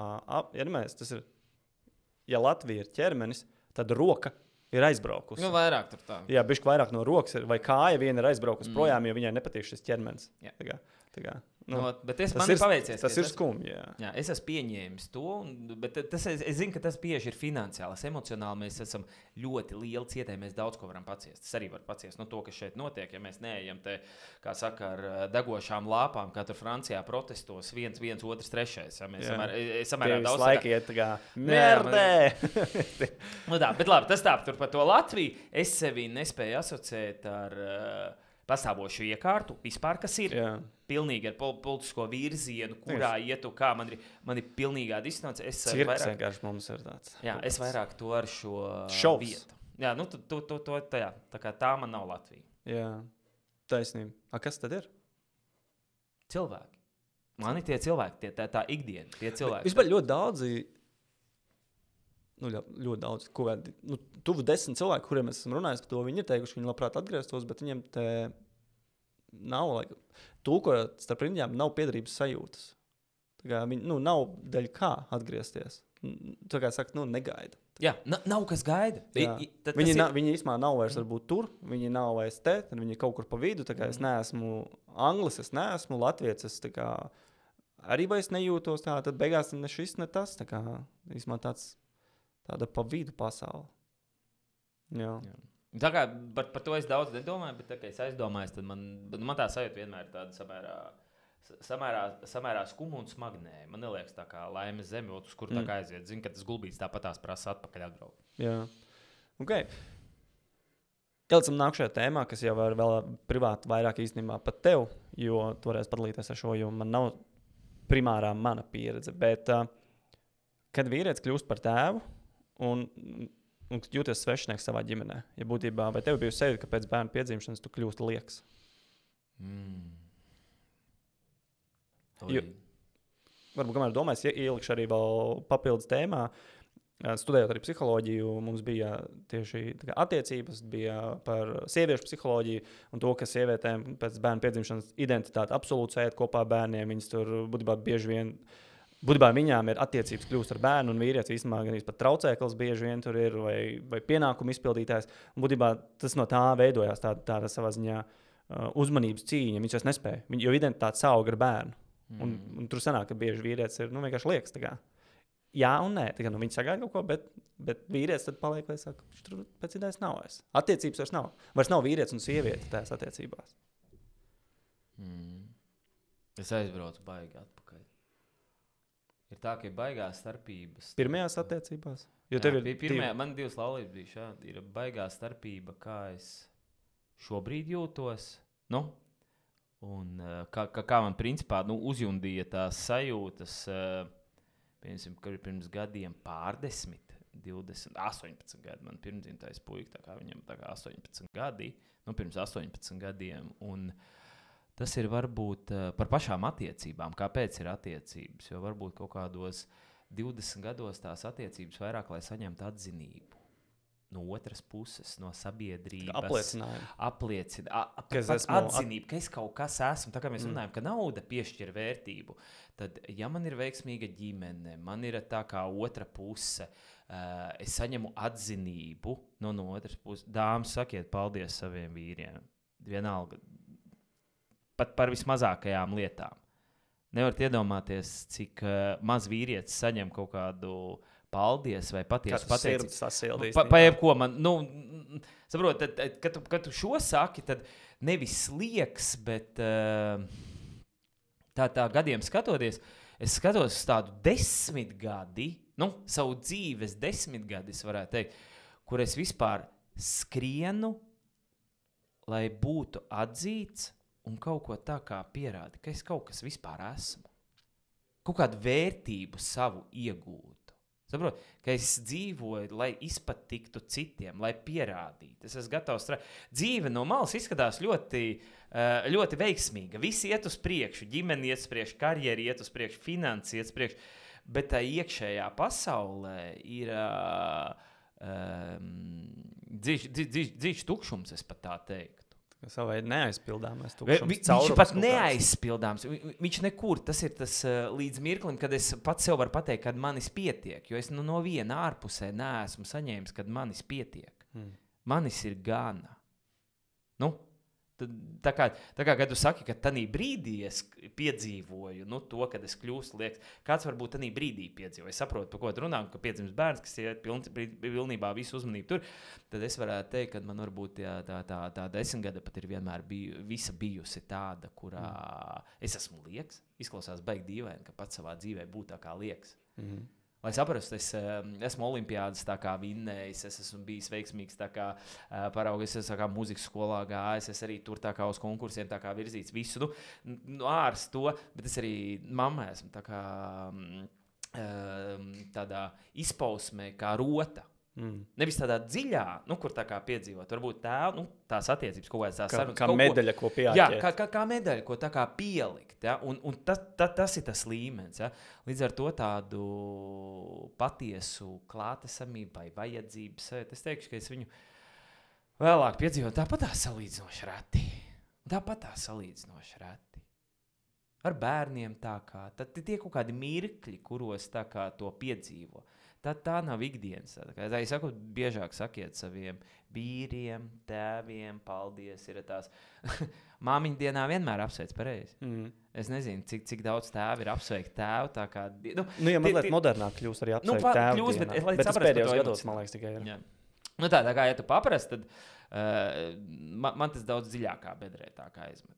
Ja es varu tā godīgi padalīties, ja, tad tur pie tās vientulības ejot, tas ir laikam tas tumšākais, kur tā kā Es saku, tā ir tā dzīšanās. Tad, kad varētu teikt, nu jā, bet tu taču varēji jau tad tā kā atrast to savu tā kā piepildījumu, tās attiecības sevi izbūvēt to. Tagad es atkal par to baigi gudri varu runāt. Jā, reflektēt. Nu, tā kā reflektēt. Bet tad, kad es zupā ir iekšā, jā, bet tad, kad es tādā esmu, es daru it kā visus tos pareizos darbus. Redz, kur tā kā universitāte, redz, kur tagad bakalaurs, tagad te tā kā uz maģistriem, tagad šito te, tagad viens darbs, tagad karjerā, nākošais darbs, korporatīvais, tagad šitais, tagad atalgojums lielāks, tagad auto, tagad tā kā dzīvoklis, nu viss, tagad bērns, tagad nākošais, tā kā hlabīs. Un tad es pašķiros. Nu, tas ir viss, tad es saprotu, man kaut kas priekš sevis jādara. Otrais kļūdos līdz galam. Es jau tad sapratu kaut ko tajos 25, 26 gados, ka kaut kas nav pareizi tajā visā skrējienā, bet tad es nesapratu. Otrais reāli ap 3, 4 gadiem, tad man bija otrais sitiens pa galvu, ka nē, tas nav visā, ko es daru apkārt, tas ir tikai un vienīgi šeit iekšā, te manā pasaulē. Tā kā super, ja ir jauni cilvēki, kur vispār sāk kaut ko par savu emocionālo inteliģenci, garīgo tā kā inteliģenci, kaut vai rūpēs par savu ķermeni tā kā, nu. Pat vienkāršais jautājums, ko es gribu? Jā, ko es gribu, domā par to, tad, man patīk, ka jaunieši tādi nepielaidīgāki, mazāk kompromisos gatavi. Tur ir citi riski, ko es redzu. Ja? Tur ir citi riski, ko es redzu atkal, kā iekļauties sabiedrībā, kā ar citiem tā kā, tā otra puse. Ja? Tas izteikts individualisms. Jā, tad tur ir otrs, bet visam ir savs process. Es šobrīd tā. Tālāk, tā kā ja tu prasi par to izstumšanu, jā, tad pirmais, lai vispār varētu izstumt, ir kaut kur jāiekļaujas. Tā kā tas pat mazākais būtu. Tad ir vismaz kaut kāda sāpība, bet ja vispār nav tā kā tāda dziļa, garīga tuvība. Es tēvam piedzimu 48 gados. Es vispār tā kā saprotu, ka es vēl joprojām esmu jauns tīnis savos, neteikšu, cik tur 40 plus gados, ja? Bet man vēl dzīve tikai priekšā ir. Tāda nobriedušas personības. Man ir šobrīd tāds pusmūža krīze, kura ilgs vēl droši vien savus gadus 3, 4, man viņai ir jāiet cauri, līdz es atradīšu to savu īsto otro vietu šai dzīvē. Šo pirmo posmu es esmu noskrējis, šobrīd ir tāds starposms, un man vēl priekšā tāda īstā otrā vieta. Tagad es tikai sāku piedzīvot vairāk, lai kaut kur mani kāds varētu izstumt. Līdz šim man tā piederība, tā. Cēlēts gari, bet tā emocija, viņa kārtīgi uzjundīja. Viņa nekur nav pazudusi. Tā kā laimes mirkļi paliek, tā arī tie sāpes mirkļi, viņi ir paliekoši. Tas dziļais tukšums, tā kā kāds saka, ka mīlestība nepāriet. Ja tu esi reiz mīlējis, tad tu visu dzīvi tā sajūta paliek. Viņa nepāriet. Šitais bija laikam... tas bija, es pat zinu, no kurienes es šito te paņēmu. Tā aizķēra. Tā ir tā Sļohkim pāram, jeb jaungada filma, kas ir Krievu. Viņiem tā otrā versija, otrā daļa, kas ir, puiši dodas uz pirti, un tad viņi tur sadzerās, un viens iekāp lidmašīnā, aizlido ne uz to pilsētu. Ir tāda standarta Krievu, un tad otrajā daļā tur bija, kad mīlestība nepāriet, ka tur pēc 20 vai 30 gadiem tā kā satieks, un tā ir. Un līdzīgi ir arī tā sāpe. Tā patiesā dziļā tukšuma sāpe, viņi arī nepāriet. Viņi visu laiku ir līdzi klāt. Pie viņas var piekļūt. Jā, pie viņas var piekļūt. Redz, pie viņas varēja samērā ātri tā kā piekļūt. Viņa ir. Tā. Jā, jautājums, vai mēs piekļūstam, lai darītu sev pāri, vai laikam, no viņas vēl kaut ko mācītos. Varbūt tāds vārds. Nē, viņa ir.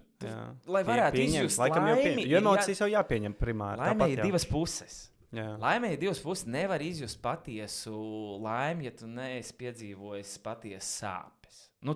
Es varu vairāk novērtēt to, ka man ir nauda, ja es esmu dzīvojis no kartupeļiem, lai saprastu, cepti kartupeļi, vārīti kartupeļi, cepti vārīti, cepti kartupeļi, jā, tad ir makaroni. Ja es esmu dzīvojis šo posmu, kur tā kā gaļi kaut kas... Tā es varu novērtēt naudu. Ja es nekad neesmu dzīvojis to, tad līdzīgi ir par šīm emocijām. Es to otru pusi tādēļ neiesaku izvairīties no tām sāpēm un pārdzīvojumiem un uzsver, ka tas kaut kas cits, jo tas iedod to pilnvērtību arī, vismaz man, tai laimes sajūtai un pateicības sajūtai. Man laime kaut kā saistās ar pateicību.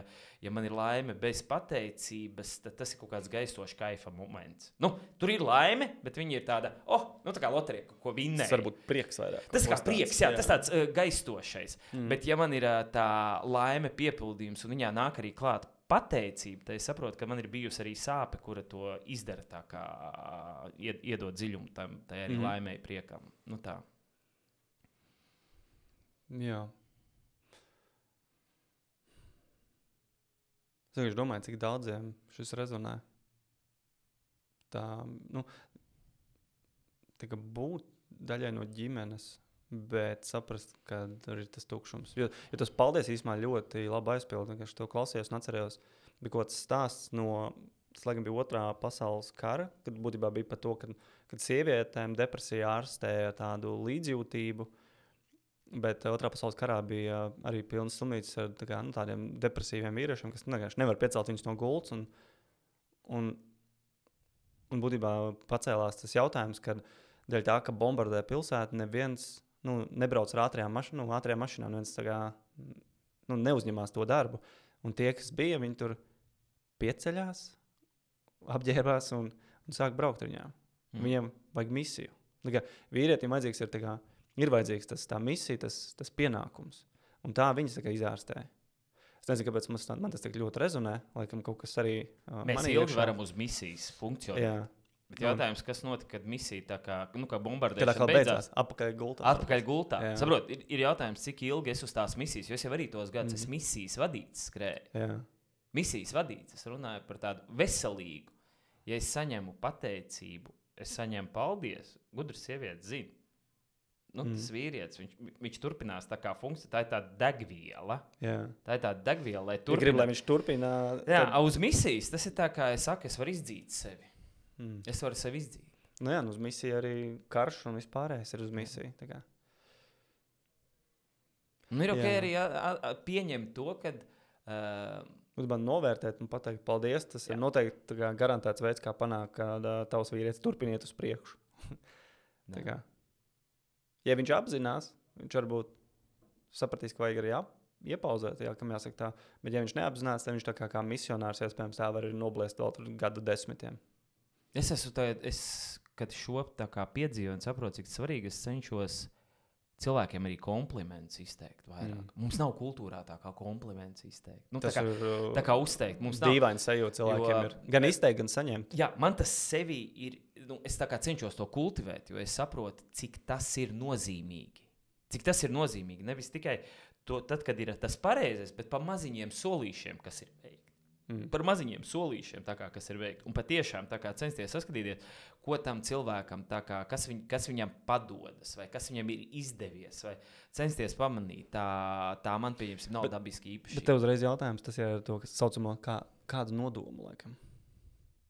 Jo, ja mēs runājam, tad mēs varam ātri to pagriezt darba devēja nodomā, pieņemsim. Izteikt komplimentu, jo tu gribi, lai tā uzvedība turpinās vai uzlabojās laikam ejot. Būtībā tas ir tāds savu veidu behaviorisms, iedod cepumiņu, lai tas sunīts turpina darīt tā, kā tu gribi. Kādreiz es to tā arī darīju. Nodoms patiešām ļoti svarīgs, bet es to vairāk jau no tāda nodoma, es no cilvēcīgās puses, tā teikšu. Man svarīgi, lai arī cilvēks, kurš strādā vai vide, kurā es uztaros, lai viņš justos labi. Lai viņš justos piepildīts. Ja? Un tas prasa maziņu laiku. Atkal, tad mēs nonākam līdz laikam, ka tas prasa laiku. Kādreiz tieši tā, es kaut kādu uzslavēju vai motivēju, tāpēc, ka tev burkāts vai pātaga, ja? Vadības tā kā rīki, tev kā vidējā līmeņa menedžerim nekā daudz vairāk nav, tev ir finansiālais budžets, kas ir iedots, un tad tev ir pātaga burkāniņš, kā arī viena vai otra, ja? Bet šobrīd es vairāk to tādā cilvēcīgā, ikdienišķā līmenī, jo es saprotu, ka tas cilvēku kopums, ar ko es saskaros, viņš ir ierobežots, un katram no mums tas ir svarīgi. Es kādreiz nenovērtēju to, ka cilvēks sūta labrīt vai ko kādiem. Ko tu tur nodevis? Laiku tā kā tērē, ja? Bet ir kāds, kas domā par tevi no rīta pamostoties un vakarā ejot gulēt. Tas jau ir tik daudz.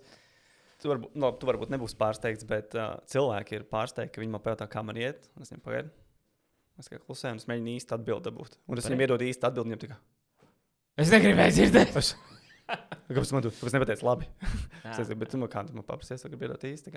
Angļiem ir tas, hey, how are you? Good. You? Good. No idea. Tagad neviens nezina, kā īstenībā ir otram. Nu tā. Jā. Ok. Nākušā svarīgā tēma. Un šī ir tēma īstenībā, kur mēs vakar starp rindiņām runājam, gudra dirst nav malku cirst. Tā kā garīgums ir bez jogas, dieva, ja būtībā, kas ir vīriešu iekšējā pasaule. Vai tu ej uz mežu, vienkārši bez mērķa, sportot, lai klusētu. What's the idea? Garīgums. Jo vienkārši, kāpēc mēs par to runājam, šis ir tas, kur Latvijas saka, tu praktizē vai ne, tu cērt vai tu necērt. Ja tu vienkārši staigā pilnām biksēm un visiem stāsti, cik forši ir staigāt ar pilnām biksēm. Nē, tas būtu arī ciršana joprojām. Tev nav pilnas bikses, bet tu stāsti, kad ir forši ar pilnām biksēm. Laikam jāsaka tā. Rituāli. Es to laikam par rituāliem sauktu. Ieradumi, rituāli. Ritms, rituāli. Jā, es šādi to redzu. Līdzīgi kā, ja nav ieplānots laiks aprunāties vai pavadīt kopā ar bērniem, un ja nav ieplānots laiks vai aktivitātes garīgai izaugsmei vai garīgiem procesiem, tad viņi arī nenotiek vienkārši. Viņi tāpatās nenotiek. Tas nav tā kā zobs. Tu piecelies, un tu aizies līdz labierīcībām un izdarīs, kas izdarāms, nomazgāsies, ja, un tur zobirstīt tev stāvēs. Ja? Garīgai procesā tā nenotiek. Ja? Garīgiem procesiem arī ir jāieliek tā sava vieta un laiks. Un, es esmu centies iebūvēt tādas lietas, kuras man rada šos apstākļus, lai es varu veikt garīgos procesus. Viens ir, kur motocikls, tā ir fantastiska lieta. Ja? Tas ir vairāk, lai prāts norimtu. Ja, tas ir regulārs. Es visur pārvietojos tikai ar motociklu, kas liek man visām domām apstāties un būt šeit un tagad. Tas ir regulāri iebūt katru dienu, katru rītu. Daudz šim nepiekrist. Es varu nepiekrist. Man pat nesen viens terapeits teica, bet bija diezgan kliedzošs nosaukums video. Tur bija tā kā mocis ārstē depresiju. Viņš teica, mocis neārstē depresiju. Man liekas, viņš arī pats brauc ar moci. Jā, depresija iespējams neārstē, jo depresija jau ir tad, kad tu neesi brauc ar moci. Tad, kad tu neesi mocis ārstē, nepienākušo depresiju. Tā es teiktu. Viņš ārstē vēl neesošo depresiju. Jā, pirms kliniskās depresijas. Jo viņš var... Dakterim ir jābūt korektam, paštaisnam, bet realitātē tas ārstē vēl neatnākušo depresiju. Ja? Jo tas ir pieņemsim viens no procesiem, kas man pilnīgi piekrist. Uzkāpt uz mocu un aizbraukt tur, kur gribās, ir neaprakstāma brīvības sajūta. Jā. Tā ir viena lieta. Es vairāk iebūvēju tāds process. Tad ir to, kad man ir talasfīlija. Tā talasfīlija, kas ir jūras tā kā mīlestība. Ja? Jūras mīlestība? Jā, tā kā fīlija, kas ir tā kā, kad baigi patīk jūra, okeāns un tā tālāk. Ja? Tikko kā vienkārši vienai klientai ir pie jūras tā kā zemīt, kas ir, un tā es tā kā skatu talas tā kā... Nē, bet kuru ciršana tajā es nesapratu? Tad ir to, kad regulāri doties pie dabas. Ir jautājums, kad ir gala destinations, kad ir tās gala vietas, uz kuras doties. Piemēram, aizvakar es biju pie vecāķu pludmalē, tā kā skatīties saulrietu. Tur bija 0 grādu. Tur ir tā māja, uz kuras rādās grādi. Un pulkstenis es skatos, 0, es tā neko sev jābrauc atpakaļ uz pilsētu, tā kā uz siltumu. Ja? Aizvakar bija 0 grādi. Līdz ar to ir regulāri tās vietas, kur ir tā daba. Man pieņemsim, daba ir vēl viens, tas ir garīgais process. Es jau teicu iepriekš, ka ja ir kaut kas dabisks, tad es to uztveru kā garīgu. Ja kaut kas ir sintizēts, pretdabisks, tad tas nav šī garīgā. Tas ir manis izdomāts, to ir šie dabiski, ir šis flows, plūsma, kas tā kā paļaujos plūsmai dabiskajiem procesiem. Ja? Un tā kā galvenais atkal ir, kad man ir tādas vietas, kur man patīk doties. Ja? Tā kā man ir gala destination, uz kuriem tā kā doties. Un tad ir, man ir pa grāmatām ir runājumi, ja? Tad es ilgus gadus neesmu lasījis regulāri grāmatas. Es ilgus gadus neesmu. Ar nodomu izvairies? Nevis ar nodomu, nekad neesi lasījis. Es esmu daļēji lasījis, es esmu pa nodaļām lasījis. Es esmu pa nodaļām tā kā būtībā nosaukums, kurš ir aktuāls, tas tagad tiek izlasīts. Nosaukums, un tad es vairāk tām grāmatām, jo ir viena problēma, kad es tieši otrādāk cenšos apturēt savu inteliģenci, racionālo prātu, jo viņš man ir pārāk daudz nodarījis kaitējumu, teiksim tā, esot pārāk. Tas tagad, ja viens muskulis pārāk attīstīs, tad vispārējais tur var sākt tā kā klibot. Jā, līdz tur ķermenis, pieņemsim, var sākt klibot līdzi. Kompensējušie mehānismi. Jā, vai emocijas sāk, ja es visu tā kā ar šo racionālo, tāpēc es viņu beidzu barot. Kādreiz man bija daudz grāmatu, tā kā lasīšana, informācijas uzsūkšana, ja, un tad tas muskulis tā kā pārējos, ja, un uz retrītiem, tā kā man ir ielikts, kad man ir regulāri jāieplāno kaut kādi garāki periodi, tā ir atkal garīgā prakse. Vienalga, vai tas ir uz Indiju aizbraukt, vai tas ir tikko kā Lietuvā, tā kā bija, vai tas ir uz Jordāniju, tā kā uz nedēļu, ja, bet man ir garāki pārtraukumi. Es kādreiz nezināju, kas ir atvaļinājums. Ja? Es kādreiz nezināju, kas ir atvaļinājums. Varēja tā kā 1,5–2 gadus tā kā strādāt, un atvaļinājumu tā kā nav viss. Bet tā ir izvairīšanās. Viss tas ir atkal tā kā, kad nav šo garīgo procesu. Ja? Tam ir vajadzīgs laiks. Lai es teiktu, ka es vairāk iebūvēju. Man nav, pieņemsim, tāda regulāra rīta vai vakara meditācija. Man mēdz būt vakara mantras, kas ir pirms aizmigšanas, ja? Bet man ir tik labs miegs, ka man tas principā ir... Tikko kā retrītā, tā kā mēs istabiņā pa 2 bijām, un nākošajā rītā tas onkuls, kurš tā kā ar manīm tā vien, es skriešu pateikšu, u тебя очень хороший сон. Tev ļoti labs miegs. Tu atnāc, apgūlies un jau krāts. jau tā kā izslēdzies. Ka pat minūte nevienu. Līdz ar to man ir ļoti īsas vakara mantras, jo, es mēdzu tā kā, atkārt, vai tā ir tēva reize pieņemsim, ko es regulāri tā kā mūsu tēvs debesīs, tā kā riņķi vai omānī padme ja, ir šīs mantras, ko es tā kā, pirms tā kā, tas. Tējas dzeršana ir bijusi vakarā tā kā tēja, tā kā iet. Es teiktu, tās regulārās prakses. Tāds ir tas garīgums. Mans garīgums nav tā kā... Jā, es garīgumu neuztveru tā kā būt tādam apgarotam un to. Man ir vienkārši regulāri pievērsties, apzināties to, kad ir kaut kas augstāks, apzināties visu savu ķermeni, emocijas, tā kā prātu, pat vēseli man ir grūtāk tā kā runāt, To savu apziņu, es tā to saukt, ir apziņa, zemapziņa, to, kad ir tā, kā tur ir redz, kur mana galva, tad tajā galvā ir vēl viena galva, un ir viena galva, kas skatās uz šīm 2 galvām. Ja? To trešo apzināties, kad ir tā trešā, ja? Tā ir iedot regulāru tā kā laiku, saprast, kad ir vēl kaut kāds ja? Kas skatos uz visu šo fizisko, kurā iekšā tur vēl viens kaut ko ņemas, un viņš tur kā trešais tā kā jādarbojas. Tā kā daudz iespējas. Īstenībā mums ir daudz, cilvēki iet uz jogas tā kā nodarbībām. Tā kā dara, ja, ir cilvēki, ir uz baznīcas es staigājos kādreiz 3 reizes nedēļā, 4. sestdien, svētdien. Ir vienkārši jautājums, kas attiecīgajā. Un man ir bijuši gadi, jā, daudz gadi, tur 5, 7, ka es vispār tā kā neveicu nekādas garīgās prakses, ja, un tas ir ļoti jūtams. To uzreiz ļoti jūtu, kad atkal pievērš kaut kādā garīgajā praksē. Tā kā svaiga gaisu ievilkt, vai, kad ir tie brīvie mirkļi tā kā apstāties. Tad tā sava veida atturēšanās uz kaut kādu laiku pat nāk pa labu. Jā. Apzināties. Ja es visu laiku skrienu, es nevaru tas tā kā dzīvē tā kā nezinu, ātri vilcienu skriet vai ko, tu tā esi sakoncentrējies uz visiem tiem procesiem, kas tā kā notiek, tu nesaproti, kas tu tāds esi, ja? Ar kartiņiem, pieņemsim, brauc. Tu brauc, tu visu laiku to, un tad tu izkāp tā kā bāc, rokas visas ir tā kā piepampušas, tā kā sakačājušās sāpīgas, tas ir tā, kad skrien tai darba skrējienā, un ja nav tas mirklis apsēsts, vienā brīdī bāc, man izrādās, te jau viss ir sapumpējis muguru, tā kā jau savilkt, nav tik viegli, kas ir brauc ar kartiņiem, zinās, tur 12 minūtes vai 15 nobrauc, tur ūdens pudeli nevar attaisīt, tā roka, cik ļengan ir palikusi, viss ir sakačājies. Vismaz man ar zobiem tā kā jātaisa, tā nevar. Un tā. Kā deva tev garīgā? Savā ziņā īstenībā var tev piekrist. Man tikko sanāca, kaut kādām 2 nedēļām es biju iepauzējis meditēt no rītiem. Tā kā, es no rītiem ceļos.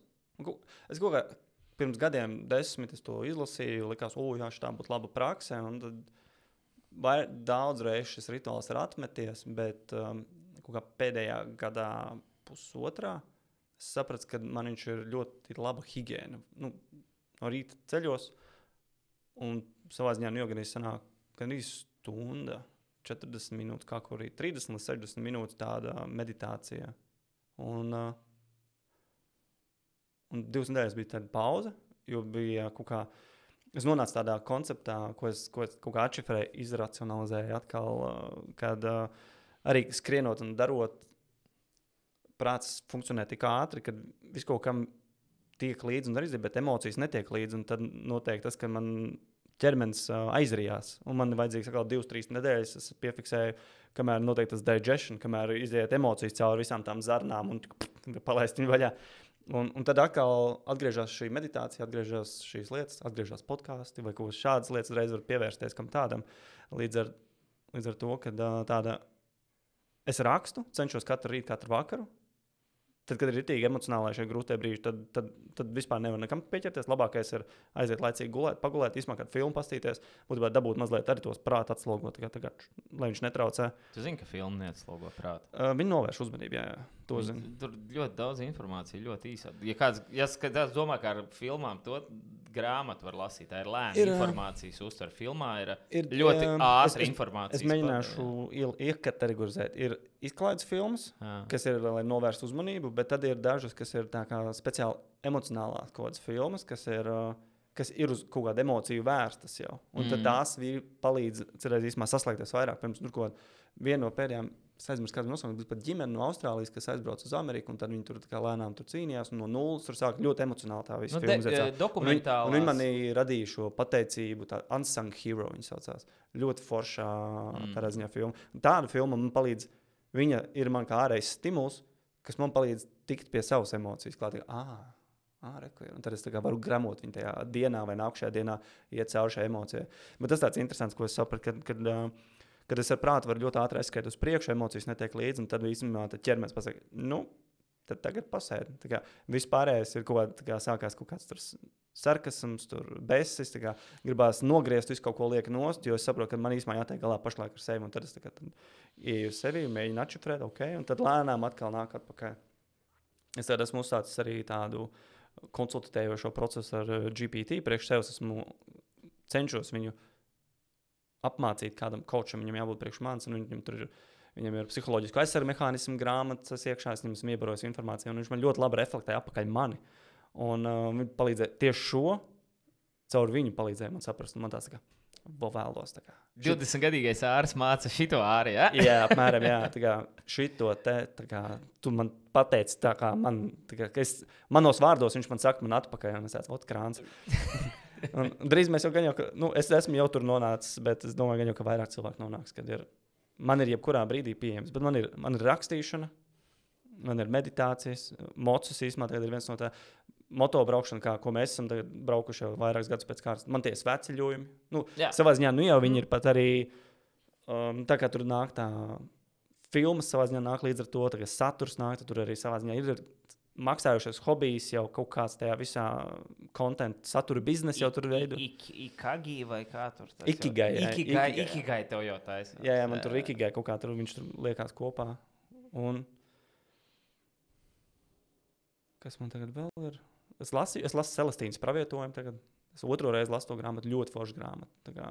Tīri tāda sajust sevi, enerģiju, visumu, sakritības. Ļoti cenšos klausīties tajās. Un īstenībā, man liekas, pats svarīgākais, tas arī tajā grāmatā man patīk, kā mans garīgums praktizējās, ja man uzrodas intuīcijā, es viņu noķeru to domu kaut kādā brīdī, vajadzētu uzrakstīt tam cilvēkam, vajadzētu pajautāt, vajadzētu aizbraukt. Ja tā doma, cik skaļa, ka es viņu noķeru, un es viņu uzreiz nenoroku vai neaizmirstu, tad es cenšos reiz to izdarīt. Tas ir kā es cenšos savu intuīciju saklausīt, jo viņi ir izkalkulējusi, ka man tur ir jāuzrakst, tur man ir jāpajautā, to man ir jāparunā. Vai tagad, kad mums ir šī telpa, viņa pieejama, mēs esam intuitīvi jau pielāgojuši vēl un vēl, lai varam veikt, piemēram, jau šādas sarunas jau. Un tas ir tīri tāpēc, ka man intuīcija atkal grib kaut ko šādu. Un es eju uz priekšu, ļaujos tajā sajūtē. Cik tālu tā sajūta? Ja tev sajūta būs likt iekšā dīķī, tā kā peldēties, skries peldēties? Ļoti liela iespēja, jā. Tas ir labs vulkānā es uzbraukšu, uz Bolīviju mēs braucam. Tā arī ir sajūta īstenībā. Un man ar viņu ilgu laiku, es ilgi flirtēju ar to sajūtu, vai tiešām vajag uz Bolīviju braukt. Tā kā, Jā. vai nevajag, tomēr tas ir dārgāk, Indija uz pusi lētāk, ir vismaz tā kā. Nauda ieslēdzās. Nauda ieslēdzās, tur vērtība. Divreiz lētāk. Jā, un tas par to, ka... Bet ir tā, kad es aizveru acis, man tāds, vai es spēju sev izstāties? Jā, es spēju. Un tad viss, tad man pietiek ar to intuīcijas kripatu, kas manī kaut kur iekšā tur rezonē, lai es turpinātu pa solītim atkal virzīt viņu uz priekšu. Un tas tā interesanti. Un citiem cilvēkiem no malas pietiek, ka man īstenībā ir mazliet šī kripata, un viņi tā kā, jā, interesanti, pastāst vairāk, vēlos piedalīties. Un tas tā interesanti, es pietiek īstenībā nevajag tur papām lielām tur gongu skaņām, bet īstenībā pietiek ar kripatu, ka kādam ir iekšā kaut kas. Un viņš tā kā, es gribu tur aizot apstīties, kas tur ir. Tas apmēram, jā.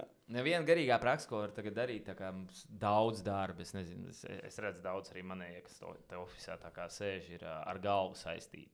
Var iet vienkārši dejot. Vienkārši kustināt ķermeni, vienkārši sajust savu ķermeni. Rakstīt ir otra lieta. Nu, ko es nepieminēju, bet rakstīšana ir vēl viens. Viens ir dejot, nu tāda praktiskā, lai cik aizklausīt, jā, dejot, kas tur ir. Dejot, kustināt ķermeni, šobrīd es to uztveru kā garīgo praksi. Es to vairs neuztveru kā, kādreiz, kad mēs dzīvojam daudz fiziskās darbības, vienkārši sajust, to savu ķermeni kā tādu, ja tik daudz galvā tā kā ikdienā tiek strādāts. Līdz ar to ķermeņa kustība un rakstīšana, jā, es pats sev atkal rakstīju vēstuli. Jā. Kāds skrūšņu arī bija cita, bet bija viens zābaks, kurš pats sev rakstīja vēstules, tā paīgi saņēma tur vientuļās.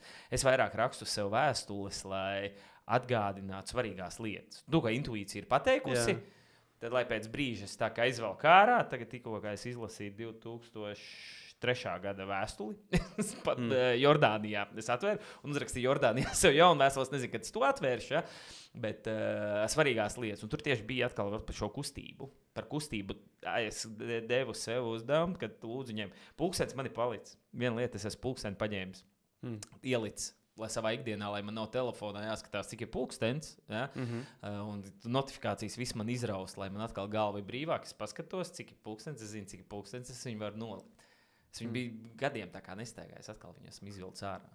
Tā. Jā. Tā kā rakstīt un dejot, jā, viss. Tas, ko es varu pielikt pie tām praksēm, kuras es uztveru kā garīgas. Man ir mākslas terapija, ir vairāk, ja to dara terapeitu.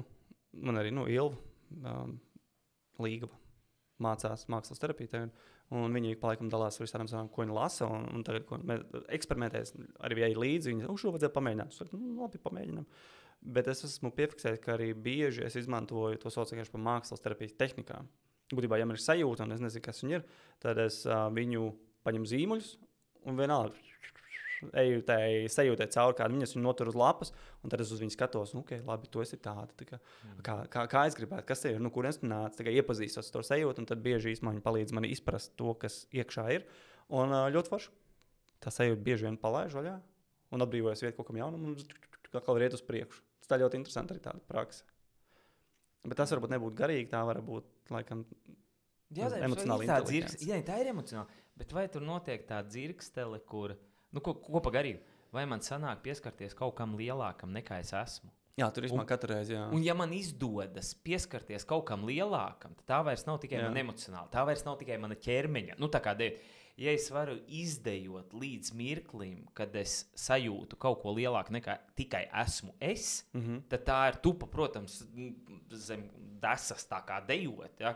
Tas nav, bet ja es varu izdejot līdz tam mirklim, ka es izjūtu kaut ko lielāku nekā tikai es, tad to es tā kā sauc par garīgumu. Ja es varu uzrakstīt un izrakstīt kaut ko, un man sāk atklāties kaut kas vairāk nekā tikai šeit, es esmu jau. Tā kā es kaut ko es atkal nonāku. Ja es nonāku līdz tur pateicībām, ja es esmu 50 pateicības rakstīt. 49, 50 tā būs īstās, pirmās tur 40 būs vienkārši standarts. Mammai, tētim var paskatīties tur visu pasauli, vai ko tur paldies tam, paldies šitam, pirmās 40, reiz, kur aizpildīt. Tad pēdējās 10 var būs kaut kas no iekšā. Kaut kas dziļāks. Kaut kas dziļāks. Jā, tas, kas nenāk automātiski. Jā. Tā. Veiksmīgi. Mēs esam izgājuši cauri pamattēmām. Vai tu liekas vēl kāda ir? Kas ir tas, ko vīrieši klusē, ko nesaka?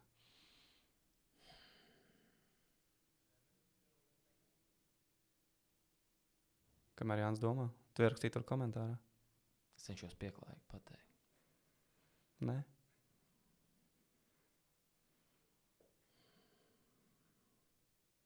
Ir viena lieta, kāpēc par sāpēm varbūt nav ar ko padalīties, kad kaut kas sāp vai neizdodas. Tā kā finansiālie zaudējumi. Vienalga finansiālie, emocionālie, nedrošība kaut kāda. Jo tā loma, ko es esmu pieņēmis, es negribu sabiedrību, vai ka sabiedrība tā kā uzliek, bet ko es esmu pieņēmis, ja, ka man kā ģimenes galvai un kā apgādniekam ir jāpasargā pārējie no savas kaut kādas nedrošības, nepārliecības vai finansiālā. Tā ir mana problēma. Es viņu nevaru nodot tālāk tā kā kundzei vai tā kā bērniem. Jo tad viņiem pavisam traki būs dzīvot. Ja? Tā ir tā mana daļa. Un ka nav ar ko ar to padalīties. Un kāpēc ar to nepadalās ar kundzi vai bērniem? Jo tas ir loģiski, tu radīs tā kā stresu un tā tālāk. Ja? Un viss nevajadzīgākajā mirklī, lai kā nebūtu, tas reizēm tiek izspēlēts pret tevi. Tagad tu esi vismājākajā mirklī, un tad tas mirklis, kurā pilnīgi tā kā aizklapējos. Un tad to man tas neko nedabūsi. Es tagad tev varu savu dvēseli uzlikt, un ja tu man tanī brīdī, ka es atkal nonākšu tā kā dubļos, tu vēl man to iemērksi pa virsu, tad aizmirst, lai es tev vēlreiz kaut ko tā kā padalītos. Ja? Tā ir tā pieredze, kas ir bijusi, kad, ja es vienalga jauns esot vai jaunībā tā kā esmu dalījies ar visu savu pasauli, tāpēc tam mani tā kā izvazā pa zemi, ja? Tad tas man ir dubultā tā kā izklapējis. Ja? Tā ir tāda viela. Tāpēc es teiktu, ka es novēlu katram atrast kaut kādu to drošo vidi, drošo vietu, kurā varētu pateikt visu. Tā droši, kad, ja tev to iemetīs atpakaļ, tad tev iemetīs tā kā čom iemetīs. Tāds tu esi šmorguls vai ar labu tev iemetīs atpakaļ to tavu neizdošanos, to tavu netikumu, to tavu sāpi, kas manī tā kā grauž jau, ja? Man jau viss sūdīja, bet tur man tā kā iemetīs pa draugam pretī. Tādu vidi tā kā atrast un vienkārši cienīt līdz kaulam. Tā. Kādam ir paveicies, kāds to var mājās piedzīvot, kāds to nevar piedzīvot mājās. Jo es vienkārši domāju par to. Noteikti tas pieprasa kaut kādu arī to sapratni no otras puses, lai varētu atklāt. Lai nav, piemēram, tas, kā tu mini, kad atvērsies loks, un tad es atklāšos, un nākšajā reizē man iemīs zemē. Vai arī otrādi, kad citreiz jau atverās mums, un mēs ieminam otru zemē, nemaz nepamanot. Un tad tā kā beigās, izrādās, es pat nezināju, ka tas, kā es daru, tevi iemin zemē vēl dziļāk. Jā. Bet šis īstenībā mani aizvedā pie tās ilūzijas, pie kā ir vainīgi īstenībā uzņēmēji arī. Jo darbinieki, tāpat kā tu minēji, kā piemēram, ka tur sievas vai bērni dzīvo ilūzijā, ka viss ir labi, īstenībā uzņēmēji un vadītāji jau arī uzņem visu turbulenci, visu stresu, visu to, un nodod cilvēkiem to, ka viss jau ir kārtībā. Tā kā nāc droši, tev darbiņš ir, bet realitātē viņi tad es nezinu, vai es šitiem varu samaksāt vispār šomēnes. Un tāds, man nav pēc 3 mēnešiem, ja mums neuzrodās jauni klienti, mēs pēc mēneša viss ejam mājās, tev vairs nav ko darīt. Un nekad, gandrīz es nezinu īstenībā uzņēmums, jo cilvēki sapratuši, uzņēmēji un vadītāji sapratuši, ka nedrīkst nodot šīs emocijas. Bet tur jau tā nevajag. Jo visi pēc tam paniko. Jā, nevajag, jo tad viss tas uzņēmums būs bankrotā. Tad jau te nav jēgas ieguldīties. Un tad īstenībā viņiem ir viens no svarīgākajiem uzdevumiem ir turēt šo ilūziju. Kad nav sāpes, kad viss kārtībā. Pasargāt. Es to uzsveru kā tādu vairogu, tāpēc, pieņemsim, terapeitiem. Pašiem parasti ir terapeiti. Jā. Tāpēc vienkārši ir labi atrast to vidi, kur var ar to droši padalīties. Vai tie ir citi vīri, pieņemsim, kas ir, vai tie ir kādi garīgie skolotāji, pie kuriem vai iet, vai tas ir coach, vai tas ir terapeits, bet kad ir vieta, kurā šo lietu, kas tā kā iekšā ir tā graujošā, kas grauž un grauj īstenībā, tā ikdienā, kad ir tā drošā vieta, kur aiziet. Jā. Un meklēt to. Meklēt, ka ir risinājums. Nav tā, ka ar viņu ir vienmēr tikai jāiet. Un ir normāli. Man ir regulāri ir kaut kāda šīs lietas nepārliecības un to, bet man ir drošās vides, kurās es varu aiziet par to parunāt. Un par to padalīties. Psihoterapijā jau pašiem pamatiem jau ir tas, ko sauc par nedrošā piesaiste. Ja būtībā, ja tu neesi varējis uzticēties saviem vecākiem, tad būtībā tu esi audzis ar nedrošo piesaisti, kas līdz ar to tu neusticies pasaulē, neusticies cilvēkiem jau pamatā kā tādā. Tev nav šī drošības kā sevi. Pie tā tad apzināti cilvēki strādā. Kas savā ziņā, tad, kur ir drošā piesaiste. Un tad mēs veidojam lēnām drošo piesaisti, lai mēs varam būt blakus tiem tuvākajiem. Un cilvēki bieži domā, ka tuvākie tie sāpina mūs vairāk. Jā, jo viņus mēs pielaižamies tuvāk. Viņiem ir iespēja. Svešiniekiem nav iespēja mums tā kā iedurt sānā, jo viņi nav tik tuvu. Viņiem ir distance, viņiem vēl attālum jāmēģina kaut kā. Bet tuviem jau ir iespēja, mēs viņus pievedām. Mēs viņam pieejam tik tuvu, kad tā ir opcija. Atceros, laikam pēdējais par to sāpēm, kas man ritīgi rezonē, bija tieši, kad bija pirmie tie Covid īsumā. Tas man bija tas laikam viens no tādiem spēcīgākiem, kas man ir bijis, kur būtībā, kad valdībā var pieņemt lēmumu, āri, sēd mājās. Tu nedrīksti darīt. Un tas īsumā bija tā, priekš manis, tur ir noliegums, man likās, ka tas vienkārši kārties marketinga trends, tūlīt ātri beigsies. Un līdz ar to tur man arī iepriekšējās attiecības beidzās, tur biznesa juka. Valdība tev iepriekšējās attiecības izjauc. Nedēļa tā, tas jau bija pirms tam, tas jau bija brūvējies tādā ziņā. Un vienkārši par to, ka man bija pilnībā viss, ko laikam mēs sapratam par tādu ikdienu, man izbeidzās tajā pirmajā ceturksnī, tajā gadā. Un es nonācu atkal viens mazā dzīvoklītī ar sevi. Un man nekā vairs nebija. Labi, man savā ziņā bija resursi. Man bija bijušās telpas, kurām nebija tieši tajā laikā, kad Covid jāmaksā īri. Tādā ziņā man bija resursi, uz kuras varēja iet. Es tur tā arī sēdēju uz 250 kvadrātmetriem kafejnīcā, un es tā domāju ar savu kafiju. Tur interesanti. Nekā vairs nav. Es esmu atkal savā ziņā. Es esmu nulles punktā, bet ne gluži vairs nulles punktā. Kaut kāds resurss ir apkrāts ap to visu apkārt. Es domāju, ja man kāds šo tagad uzdāvināt es pa laikam šo mentālo spēli priekš sev stājas. Ja ir kā tas sūdīgais un tās sāpes ir. Es atceros, ka brīži, kad nav bijis nekā, un tad ir tas, kad es, piemēram, sēžu tur tajā situācijā. Ja man kāds tagad uzdāvināt manu dzīvi ar visiem resursiem, tur kontaktiem, cilvēkiem, kas man apkārt ir, ko es ar to darīju tagad, ja es, piemēram, saņemtu šo dzīvi sev. Un tad tas vienmēr man atver cik interesanti. Šo es varētu pārtaisīt tā, to es varētu darīt tur, to es varētu darīt tā. Un tad uzreiz kaut kā atverās tāda pateicība un izmēr risinājums caur to situāciju. Bet tā identitāte, tā krīze, tās sāpes, tas bija tik spēcīgs dzīves posms. Jā. Nekas nav nolicis man uz ceļiem un likts, es neesmu ticīgais, bet esmu 3 reizes uz ceļiem lūdzu uz Dievu kafejnīcā, ka man bija. Covidā? Nē, tas nebija Covid. Starp Covid tur tiem posmiem arī īstenībā vienā reizē atminot. Ar to, ka vienkārši nav nejāsams, kā šito savilkt kopā vairs. Kafejnīca. Jā, tur bija telpas kafejnīca. Tas nebija tikai kafejnīca, tā bija tā vieta, tā bija personīgās izaugsmes kafejnīca, tā bija telpa, tā bija mana identitāte, tur viss jau iekšā bija samiksējies. Un ar to vienkārši viss, es neredzu, kā savilkt. Un ar otro Covid vilni grūts lēmums bija. Tad es apzināti pieņēmu lēmumu, šo es neturpināšu. Šādu biznesu es nespēju turpināt. Jā. Un tās bija tādas. Tagad es par to runāju, man īstenībā ir vēl kaut kas, bet vairs nav ne tuvu tik spēcīgs, kā bija. Es par to varu iet cauri, varu reflektēt diezgan labi. Bet jā, vai ir kāds, ko var parunāties par to? Es gan jau uzorganizēju kaut kādas grupas vai kaut ko tādu tajā laikā. Tikai sapratu, ka jāiet meklēt kaut kādu palīdzību. Man ik pa laikam es sapratu, ka ir grūti. Es uzreiz kombinēju kaut kādu mentori, coachi, cilvēku, vīrgrupas, kaut kas. Es uzreiz kaut ko meklēju, lai man atbalsta mehānisms. Vismaz ierasties regulāri kaut kur. Jā, tas īstenībā vienmēr palīdz ļoti labi. Es zinu, ka Džeki uz sporta bāriem mēdz staigāt arī. Alkohols nav labi, es nesaprotu. Bet tā ir viena vieta, kur. Bet tā ir viena vieta, kur. Es par to, nav pareizā, nepareizā tā vieta. Ir vienkārši dažādi šie coping, vai šie mehānismi, kā mēs meklējam risinājumu. Jā. Un, jā. Ja līdz šim bija visu šo vispār dzirdēts, tad jā.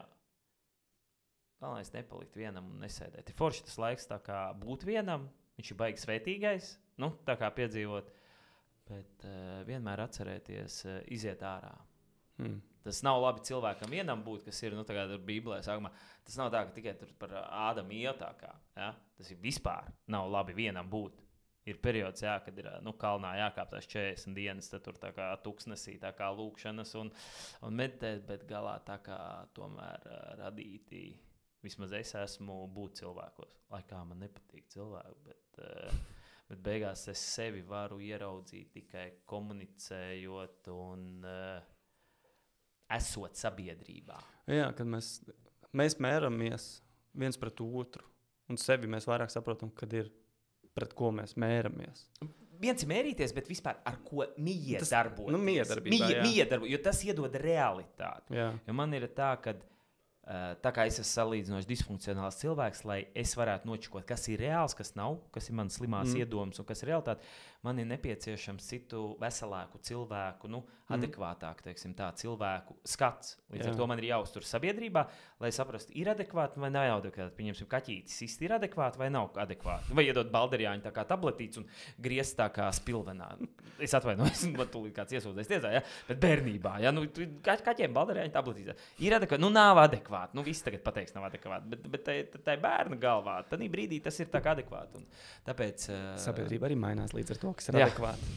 Jā. Nu, bet tas ir viss, kad kopā mēs tomēr redzam to vairāk patiesi. Tas ir tāds mans, kad, ja sēžot vienam ir draņķīgi, tad jāiet sabiedrībā, ja sabiedrīgā paliek draņķīgi, tad jāiet pasēdēt. Tā kā vienam, tas ir tā kā gan viena, gan otra puse, to es tā kā, jā, priekš sevis, kad netur. Tā kā izturējuši tik tālu, paklausījies, ir baigi ok. Jā. Nu, ir ok, ja nav ok. Tad ej cirst. Jā. Un ja nav labi, tad vēl nav gals. Nezinu, kurš to teica, bet tas man vienmēr, ja vēl nav labi, es zinu, kad... Jā, bet tam indiešiem teiciens, tas bija, ne? Nezinu, vai ko lai indiešu filmēšu to dzirdēt. Bet ja nav labi, tad... Beigās viss būs labi. Ja vēl nav labi, tad vēl nav beigas. Jā, tā. Jā, uz to mēs arī varam beigt. Forši, paldies. Saturīga saruna.